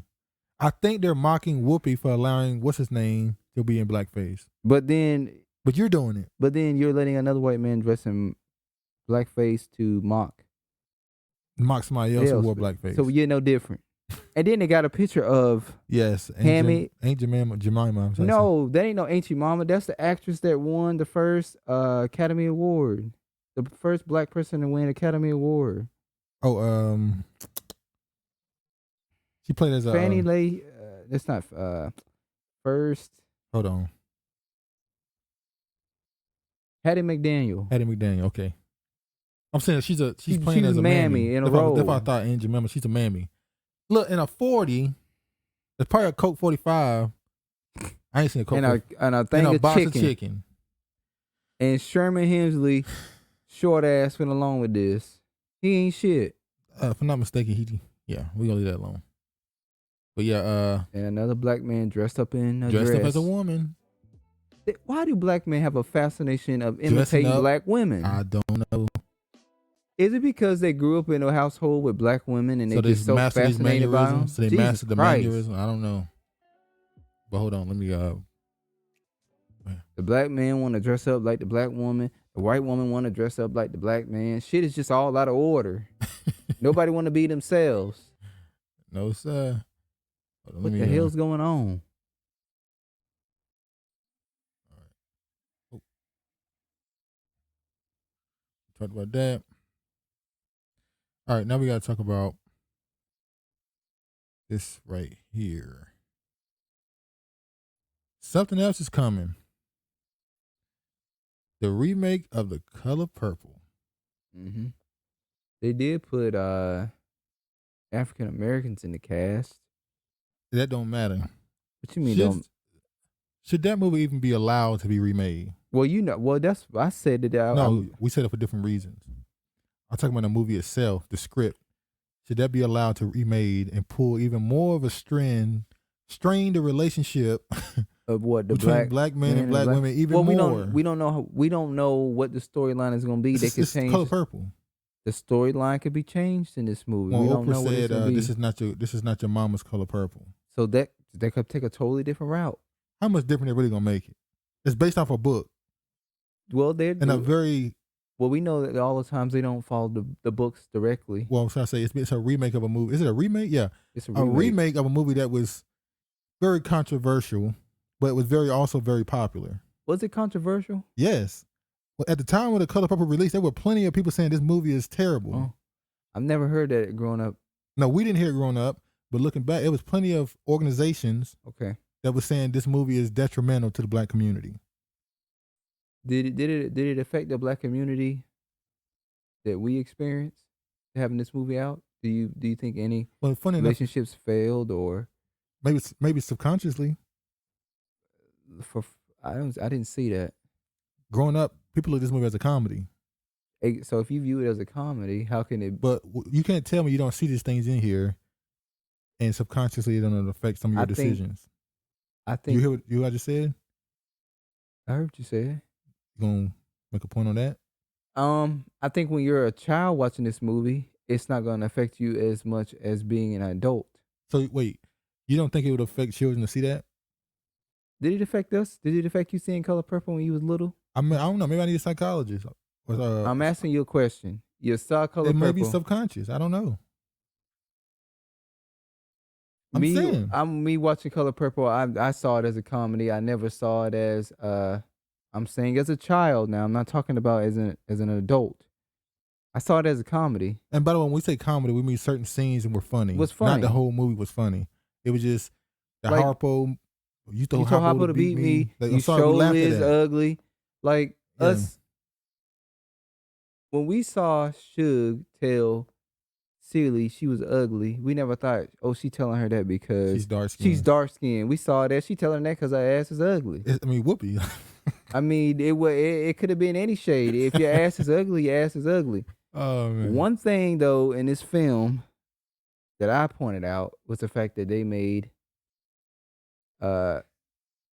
Nettie light skinned. And we know in the original Color Purple, the sisters were both the same complexion. So they're trying to add colorism to it. And I feel like they're trying to add colorism into the movie because you remember. Well, there was colorism with Suge, but not is it Suge or? Suge was brown skinned. She was lighter than her character, and she not was much lighter. She was considered attractive. Yeah, she was. But she was lighter. That's not even lighter, dude. She was attractive. So she wasn't lighter. She wasn't much lighter. Was she lighter? Yes, dude. Okay, but that nobody paid attention to that. Huh? Nobody paid attention to that. You did. Stop trying to make it sound like nobody. You didn't. Yeah, I believe they're trying to bring colorism into this film. So I wonder who is the producer, who's the director of this film. I hope it's not a black foreigner. All right, Fantasia gonna be playing a silly. When I saw this dude right here picture, I do think he's a perfect for. I knew he was playing Mister. When I saw his face, I said, "That's Mister." Even though, yeah, moving along. Danielle Brooks is gonna be playing. What's her name? Sophia. Sophia. Why you look at me like you? How you don't say know the damn name? How you don't know who Sophia is? I don't remember these characters perfectly. Harpo.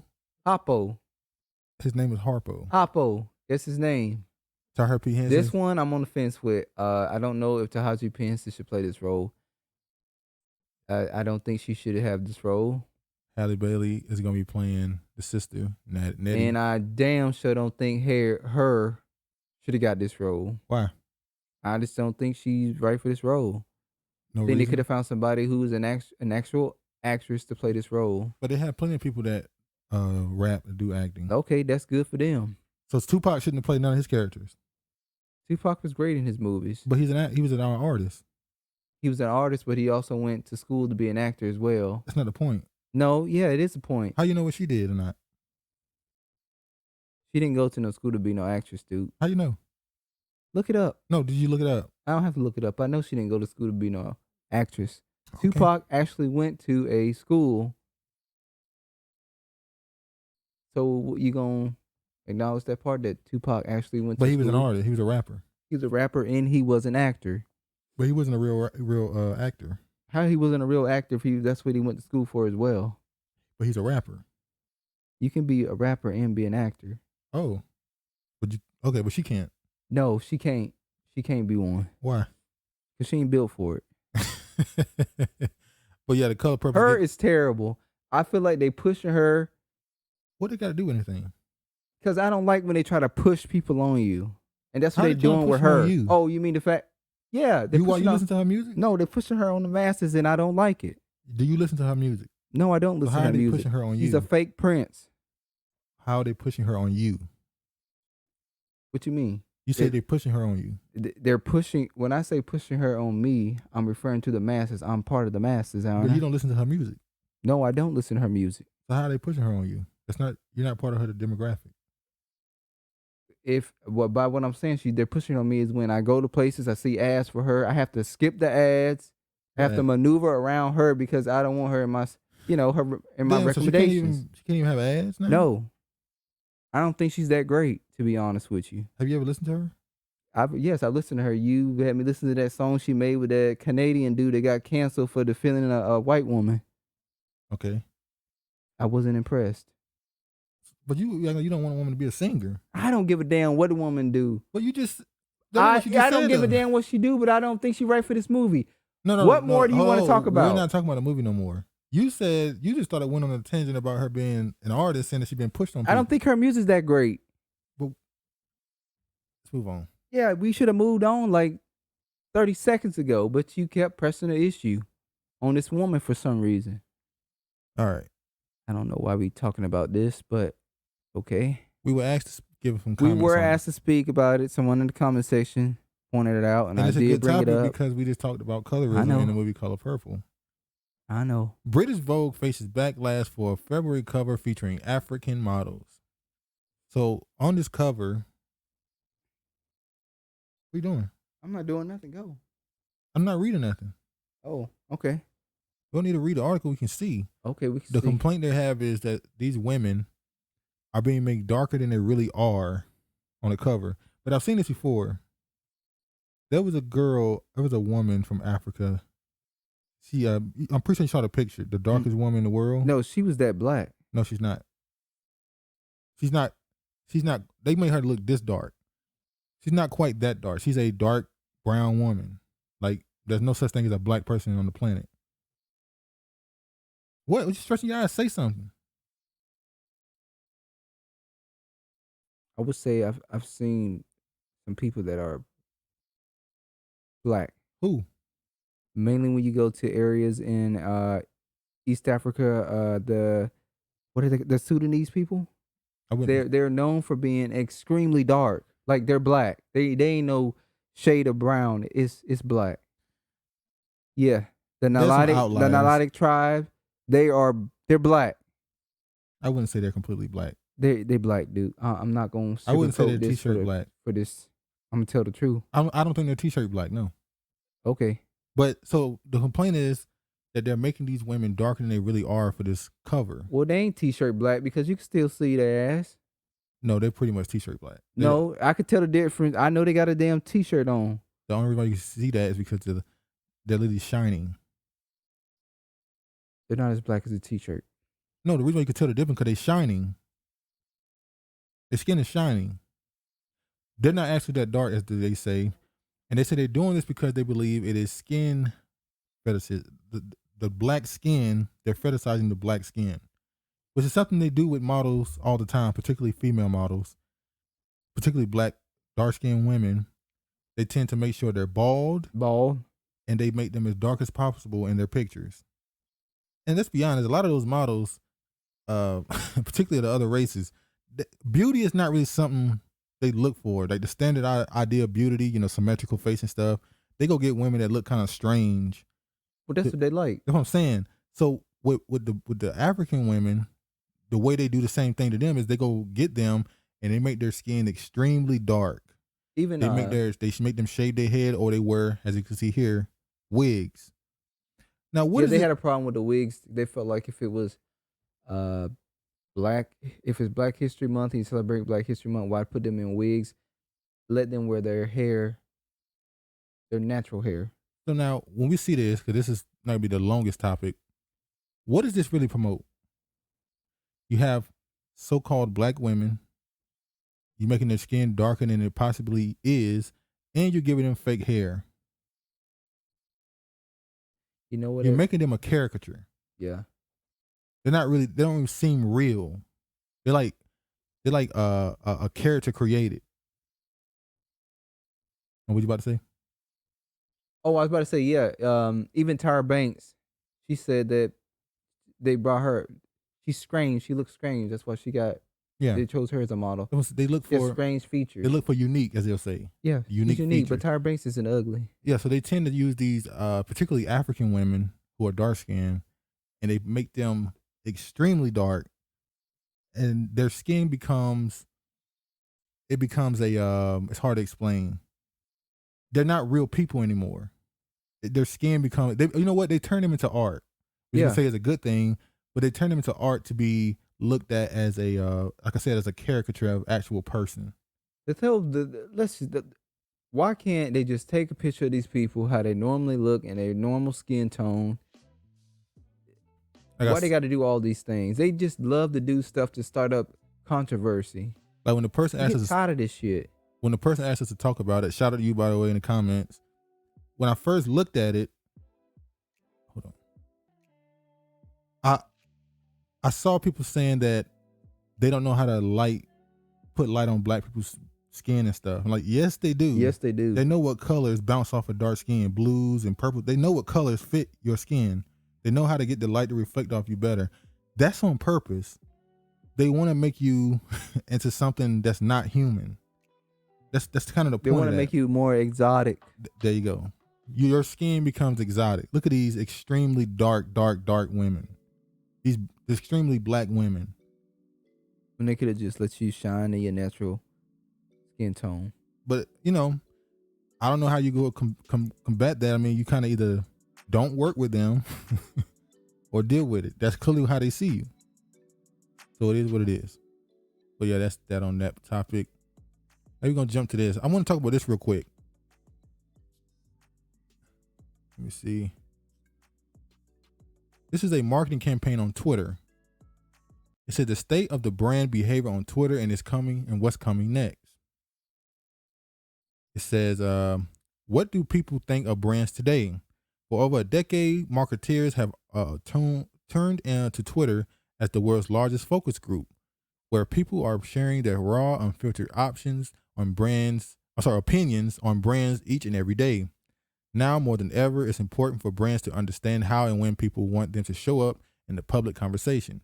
That's why we've conducted first of its kind research analyzing people's attitudes on Twitter and what that means for the evolution of brand behavior. Now, look at this next thing. Now, this first one says, somebody tweeted, I don't want to hear from the brands. They said one day after events unfolded, some people expressed how they felt about brands and politics with tweets like, I don't want to hear from the brands. So we tested this tweet in a scenario in surveys. Did people want to hear from brands in such moments or not? 60% of people surveyed actually disagree with this tweet. They want to hear from the brands in these moments. So that tells us people want you to join in, but you have to know when and how. So obviously, the reason why I'm showing you this is Twitter is being used for data, like lots of data. And they just lied when they said they did a focus group or a survey to see, do people want brands to speak when certain political things happen? They created a number to influence people to believe, oh, people do want to hear from brands when somebody gets shot by the police. Yeah, I agree. And it's not just Twitter that's doing it. I believe other places do it too. They collect. Well, we know Facebook collects data too. I'm saying Twitter is being used to change public opinion on certain things. Yeah, Facebook does the same thing too. So I just found it interesting. They're just openly admitting that they're using Twitter and all these other social medias to change public opinion and force themselves into certain conversations. But the reason why Twitter is really doing that, telling you that you want to hear from brands when something happened, is because it is. They want you to listen to brands because Twitter misses ad revenue and user growth estimates, revenue forecast light. They're not getting as many growth in their site, and they're not making as much money off of ads Oh wow. So yeah, they need you to want to hear from the brands. So TikTok has the most people. I think it's did TikTok pass Facebook yet? I think. The Facebook is falling. Yeah, that's what I'm about to say too. They falling too. Yeah. So Twitter has the least amount of people, right? On social media, besides yeah. Instagram. I think Instagram has more. Wow. Then Twitter? Yeah. Twitter, I'm telling you, Twitter is like a small, it's like you see the same people. Twitter is like 300 million people. Why? Maybe. You would think Twitter would be more Here's popular. the thing. Twitter is not the most popular, but it is the most influential by far. Because you get so much more information on Twitter than you do any other platform. Besides YouTube. The only social media I use is Twitter. Oh. Because of information. You get stuff so quick. I go on there for 10, 15, 20 minutes, find out everything that's happened the last 2-3 days, and I get all. Well, Facebook, because I feel like Facebook's just meant for like family, friends. You know, YouTube is meant to. YouTube is like it's just a whole different. You can get everything off of YouTube. It's like school, basically. Instagram is just to thought yourself out. Yeah, show your. It's a marketing. Instagram is used a lot to people and tell them how happy you is when you're not. It's depression. Instagram might be the most depressing because you know everybody lying on there. Do Facebook tell the truth? Facebook is like it's grandma's house. You don't tell the truth. Twitter, you tell the truth. Well, you do. Some people tell the truth on Facebook. No, Facebook is your family. People be saying crazy. It's just funny. People say crazy shit on there. There'll be some wild stuff in there. People recording themselves, shooting people and stuff. So that type of stuff is on there. But it's grandma's house. But Twitter is the streets. You get your information off of Twitter. And then you get you got TikTok, which is for it used to be for kids. Now it's old people on there. People reinventing their careers on there. Old artists are bringing their music back, going viral. You can go viral so easy on there. It's a lot of people on that platform. Yeah, it be people in the comment section. They be they ain't got no YouTube channel. They ain't got no platform. They be like, yeah, my girl, she a TikTok star. She got 10 million. He got 5 million followers. You go what? And he just say that's easy to get. Like, it's so easy to get it. It seems like it's so easy on TikTok because there's so many people on that platform. It's just so many people, and everybody. It's just quick videos and just clicking through. If you can catch people's attention for 15 seconds, you got it. So, and it kind of shows the attention span of society now. When a place like TikTok is like the most popular, when it's just quick videos. Well, damn, we would make it on there Which is funny because YouTube, where it started off as quick videos, like nobody made videos 2 hours, an hour, 30 minutes. It was like 8 minutes, 5-minute videos back in like 2010. Now the average video probably is like 30 minutes, 40 minutes. Like people are putting documentaries and podcasts and whole TV shows, homemade TV shows on YouTube. So YouTube is for, you have to have if you come on YouTube, you're looking something up, more than likely. You're either looking up a show you like, or you're looking up a documentary or some type of information. Yeah. I hope so, at least. Well, ain't nothing else to look. Huh? People be watching like Love and Hip Hop on YouTube. Oh, yeah, too. yeah. So there's the drama on there. Fight uploading comps. illegal. I mean, not illegal. Uploading they be Pirated uploading movies and stuff. Yep.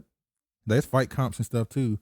But yeah, this is why Twitter really wants you to be okay with ad companies, or say companies at least, speaking on certain subjects, because they missing out on revenue. They missing out on that bread when you tell them to shut up. So yeah, let's go to the next one.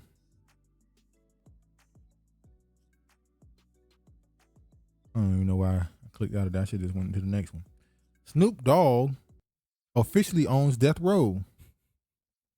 Now, don't Ray J own all the rights to Suge Knight's stuff? Didn't he sell all his name pretty much to Ray J? I'm not sure about that. No, he did. Okay. Ray J is pretty much, he owns Suge Knight's name. But Snoop Dogg owns now Death Row Records. Suge is dressed in the red and black. And the white.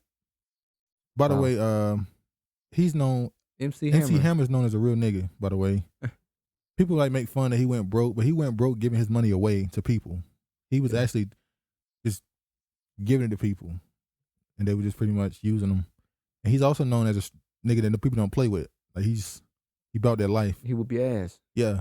Snoop Dogg has acquired Death Row Records from the Blackstone controlled company MNRK Music Group. According to the press release via Business Wire, the rap legend will be leading the brand for the coming years as the new owner. Snoop originally joined Death Row in 1993, where he dropped his critically acclaimed debut album, Doggy Style. And literally the same damn day, Snoop Dogg sued for sexual assault. Rapper calls it a shakedown. And of course, it's a Jane Doe, huh? Yep. A woman claims Snoop Dogg forced oral sex on her. Whatever happened with that Chris Brown thing? It just went away. Yep. Trey Songz thing went away too? Or is it still pending? I don't know. That one probably still pending. A woman claims Snoop Dogg forced oral sex on her back in 2013, but a source representing the rapper says the woman filed a suit on the heels of the Super Bowl where Snoop was performing in a halftime show, hoping she'd get a payday.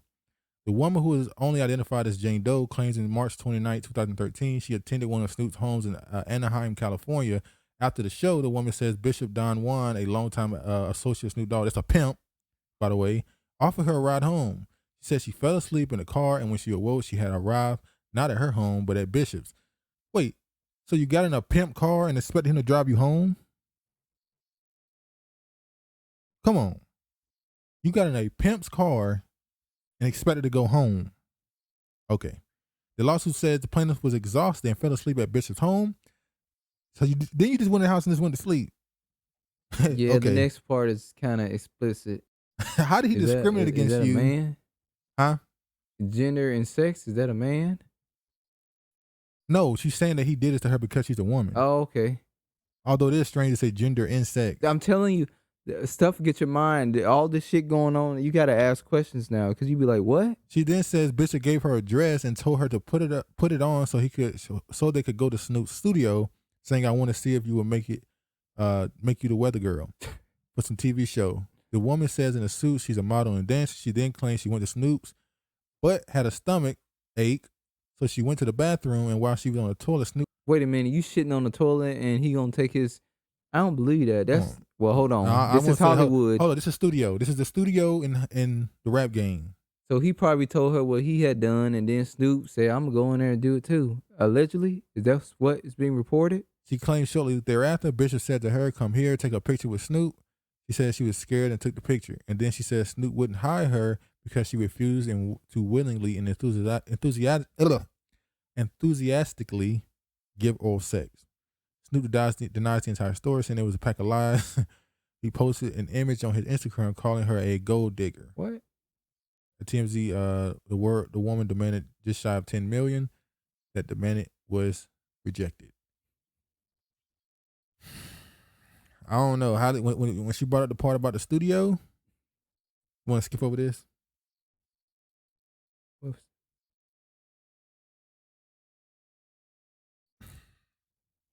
But yeah, so Snoop got a problem there.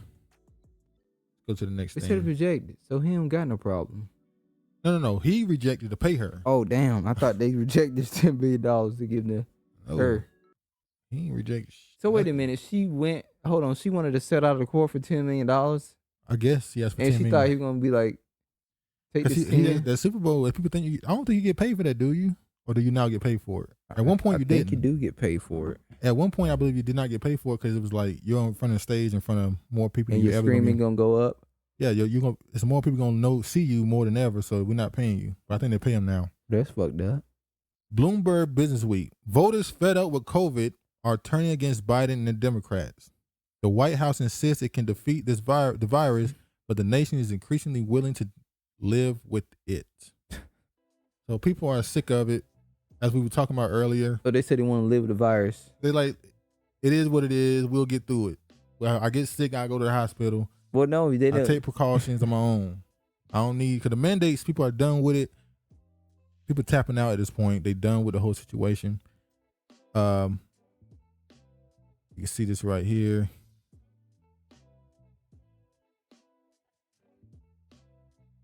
They going at them over the other stuff too, but we'll get to that.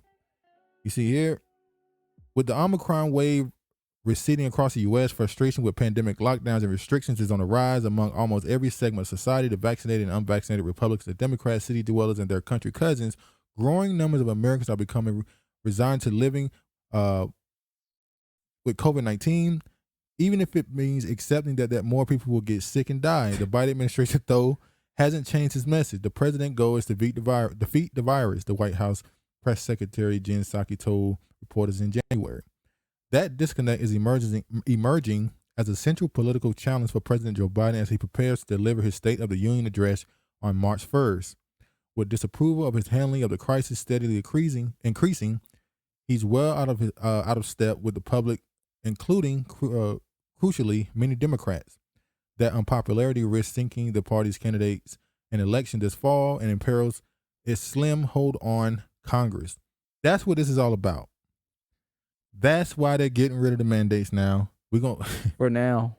So many of these places is moving on from the mandates. Let me show y'all this. It's just an avalanche. So mandates across the U.S. are ending. And this is directly associated with what's going on in Canada.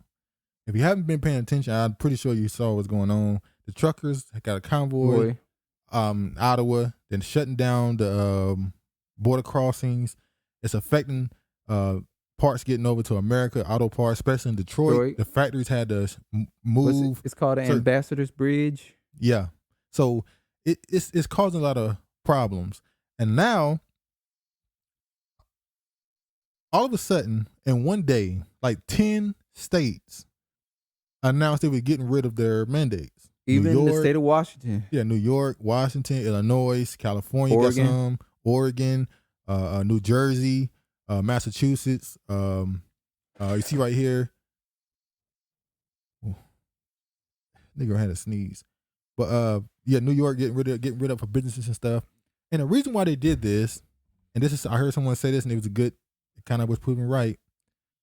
The DHS, Department of Homeland Security, and maybe other intelligence agencies have been tracking phone calls and messages across the internet and realized there's an uptick in Americans talking about doing a convoy on Super Bowl week. Now that's a big deal. And they think about doing a convoy on March 1st during Biden's State of the Union. When he said this, now he didn't mention the Super Bowl and the State of the Union part, but he talked about he believed the DHS is listening in on what's going on, and that's why the mandates were dropping. So when you look at the hold on. It came out not too long after. Show this. Truckers may try to disrupt Super Bowl in a State of the Union, DHS memo says. Now, how would the Department of Homeland Security know that truckers were planning to do this? Tapping phone lines. They're tracking people. And what have they been doing for 2 years to help them track even better? The COVID thing. Yeah.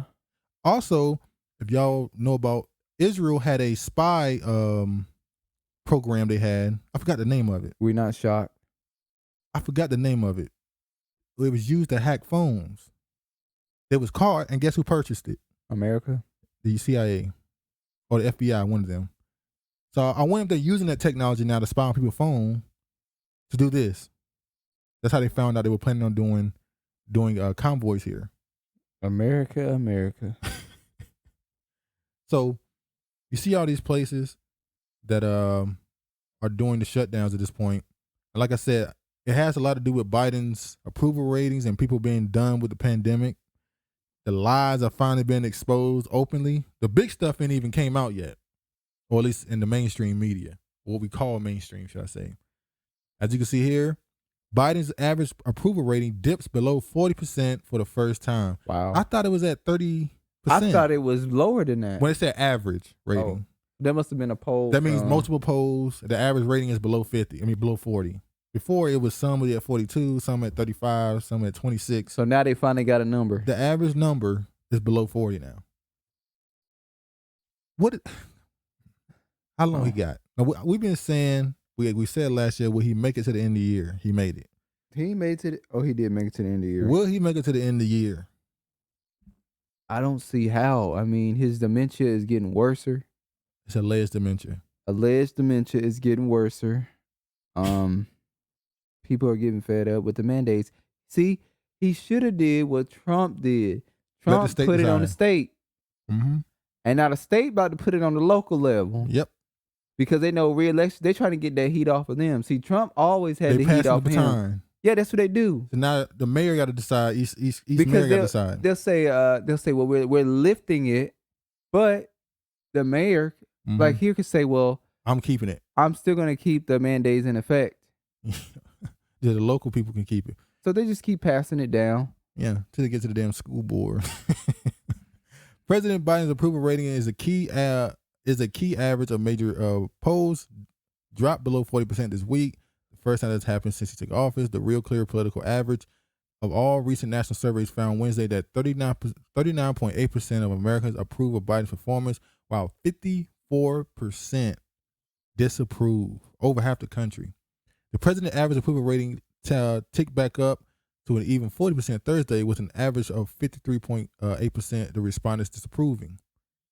After holding above 50% of the first months of the office, Biden's approval rating began to plunge last August amid a chaotic, deadly withdrawal from Afghanistan. Aren't they still getting people out of Afghanistan? I believe so. They're still getting people out. Now this is the official. This is the poll they did. As you can see, the approval is going down for Biden, and the disapproval is going up. And that's the Democrats. Yeah. This is the reason why they get rid of the mandates. And I got another theory. You know how they're doing movies now? AMC signed a deal to do movies where they have to be movie theater exclusive for the first 45 days. Mm-hmm. On one hand, that's to help movie theaters stay in business because they got to compete with streaming companies. On the other hand, is that not to re-socialize society to go back in public?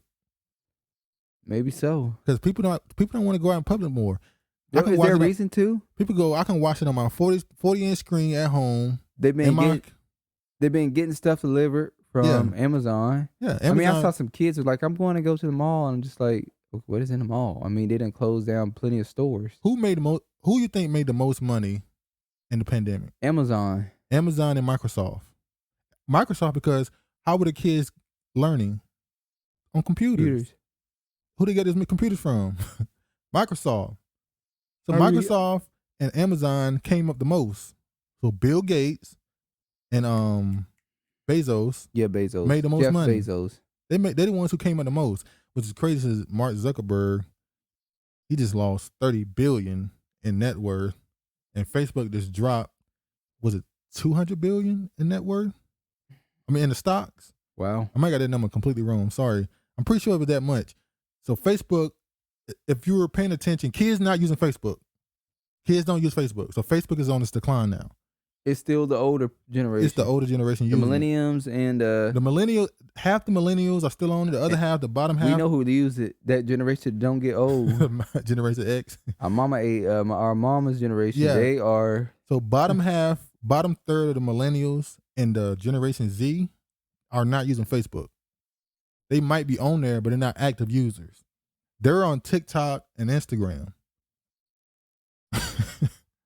They're not on Twitter. They're not on YouTube. Well, obviously everybody on YouTube, but they're not on Twitter and Facebook. They're on Instagram, which is which is owned by Meta, which is old Facebook. But that's why he took that on. I believe that's why he took that on. Oh yeah, they know Facebook is dead. That's why he changed the name. Facebook is going to be gone in 5 years. That's why he made the metaverse. That's why he's making the metaverse. They're trying to expand the idea of social media. You're trying to change social media now. Yeah. Gen Z is more technical and technology oriented. They definitely would do that whole going into the metaverse shit. And we heard the other buddy say he went into a metaverse to watch a basketball game courtside. I can go in the metaverse and watch a football game. I can go in the metaverse and watch a performance by my favorite artist up close. So that can be something that can grow. That's why they're moving on, because Facebook is done. The idea of Facebook and what it's supposed to do, what's saving them is WhatsApp and Instagram. Because WhatsApp, I didn't realize the way in America we use text messages on our cell phone. That's what WhatsApp means for most of the world. And most of the world, text messaging is not free, so they use WhatsApp because it's free. that's some people's entire way of communicating with each other. So when it went down with Facebook, it was like a big deal. In America, it was like, over there, it was like businesses were losing money because of it.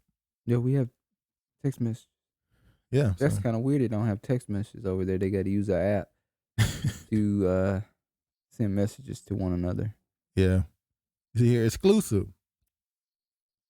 It's perfect timing. Republicans mock Democrats for suddenly ditching science for politics to roll back mandates so they don't get midterms, with polls showing America entire COVID. So now the Republicans feel like they talking big right now. They just know we about to clean up in the midterms. May not clean up. They may not. I find it funny how the left-leaning news stations are even saying it, which means there's a narrative being created. So we'll see. They might do some trickery.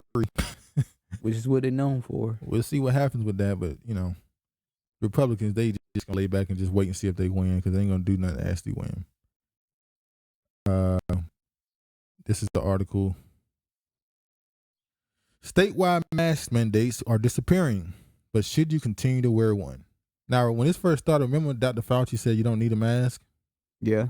Then he said you should wear a mask. Then he said you should wear 2 masks. I've seen some people wearing 2 masks. Now they're saying, cloth mask don't work.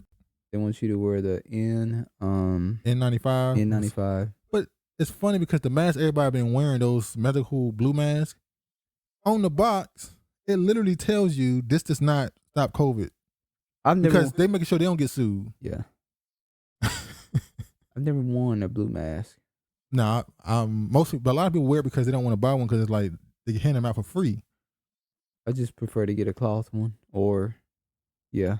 But they said cloth ones don't even work. So what's this doing? Stylish, coordinated, make it match your clothes. See, that's you hide your face. You're mysterious. Yeah, that's another thing. People confidence went up wearing those masks. Oh, because they ugly. They ugly, so they can wear those masks and they can stand up and talk to people they normally wouldn't. A lot of ugly people got confidence during this time. Well, yeah, I mean, for them, I'm sorry. Hey, you walk up to somebody, all they see is your eyes. No, they see my face. I pull it down. Some people just, some people, they people pull their ain't mask never in. seen their face. Yeah, they keep that thing above, almost to the damn eyebrows. But Surgeon General wants you to stop buying masks to protect yourself from coronavirus. They are not effective. Guess what that was? 2020. That was March 1st, 2020. Almost 2 years ago. And they're saying it again now. This is what they were saying when Fauci was saying it and the Surgeon General was saying it. They were saying don't buy it. It don't work. Now they're saying it don't work again. Now the science was it don't work, to it do work, to it don't work again. That's the science changing, right? New information. So how does something work, not work, then work again? You're going to have to ask the scientists that. These people ain't shit, boy. Now I just want to show this last bit. This is going to be the last thing I show. I don't even know most of these words. But I do know what it says. I understand what it's saying. These people, between March and April 2020, 84 elderly patients were suspected COVID-19 living in 2 nursing homes of Toledo, Spain, were treated early with this, adding in the 25 symptomatic cases, the outcomes are retrospectively reported. Now, basically, these people were given a particular drug. Look at what they said happened. No hospital admissions, deaths, nor adverse drug effects were reported in our patients' population. By the end of June, 100% of residents had positive serology for COVID-19, although clinical trials are needed to determine the efficacy of both drugs in treatment of COVID-19. This analysis suggests that primary care diagnosis and treatment with this drug plus this in selected cases may be COVID-19 prevented progression to severe disease in elderly patients. They basically saying in 2020 they started using this on certain people, and none of the people got sick, died, or had adverse effects, but it was never pushed as a treatment. So nobody pushed treatment. Everyone pushed vaccine. It costs lives and money. So who benefited from for treatments not being pushed? Pharmaceutical companies. It was I'm gonna leave it at that. I'm gonna put an article in the description as always. It's sad, man. So many people.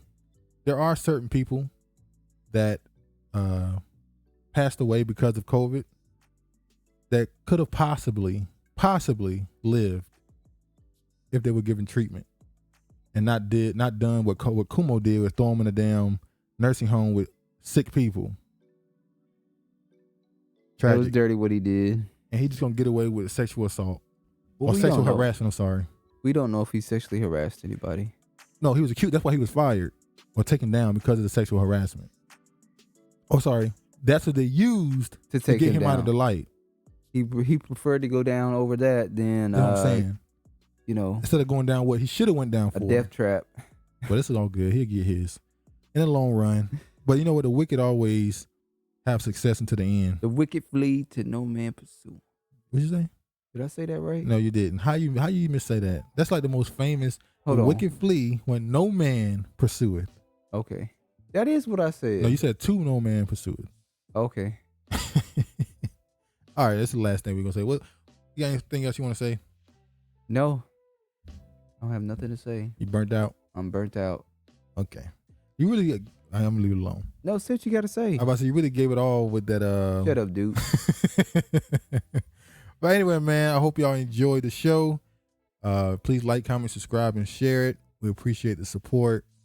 I wish y'all nothing but peace, happiness, and safety. All praise to the Most High. Peace, man.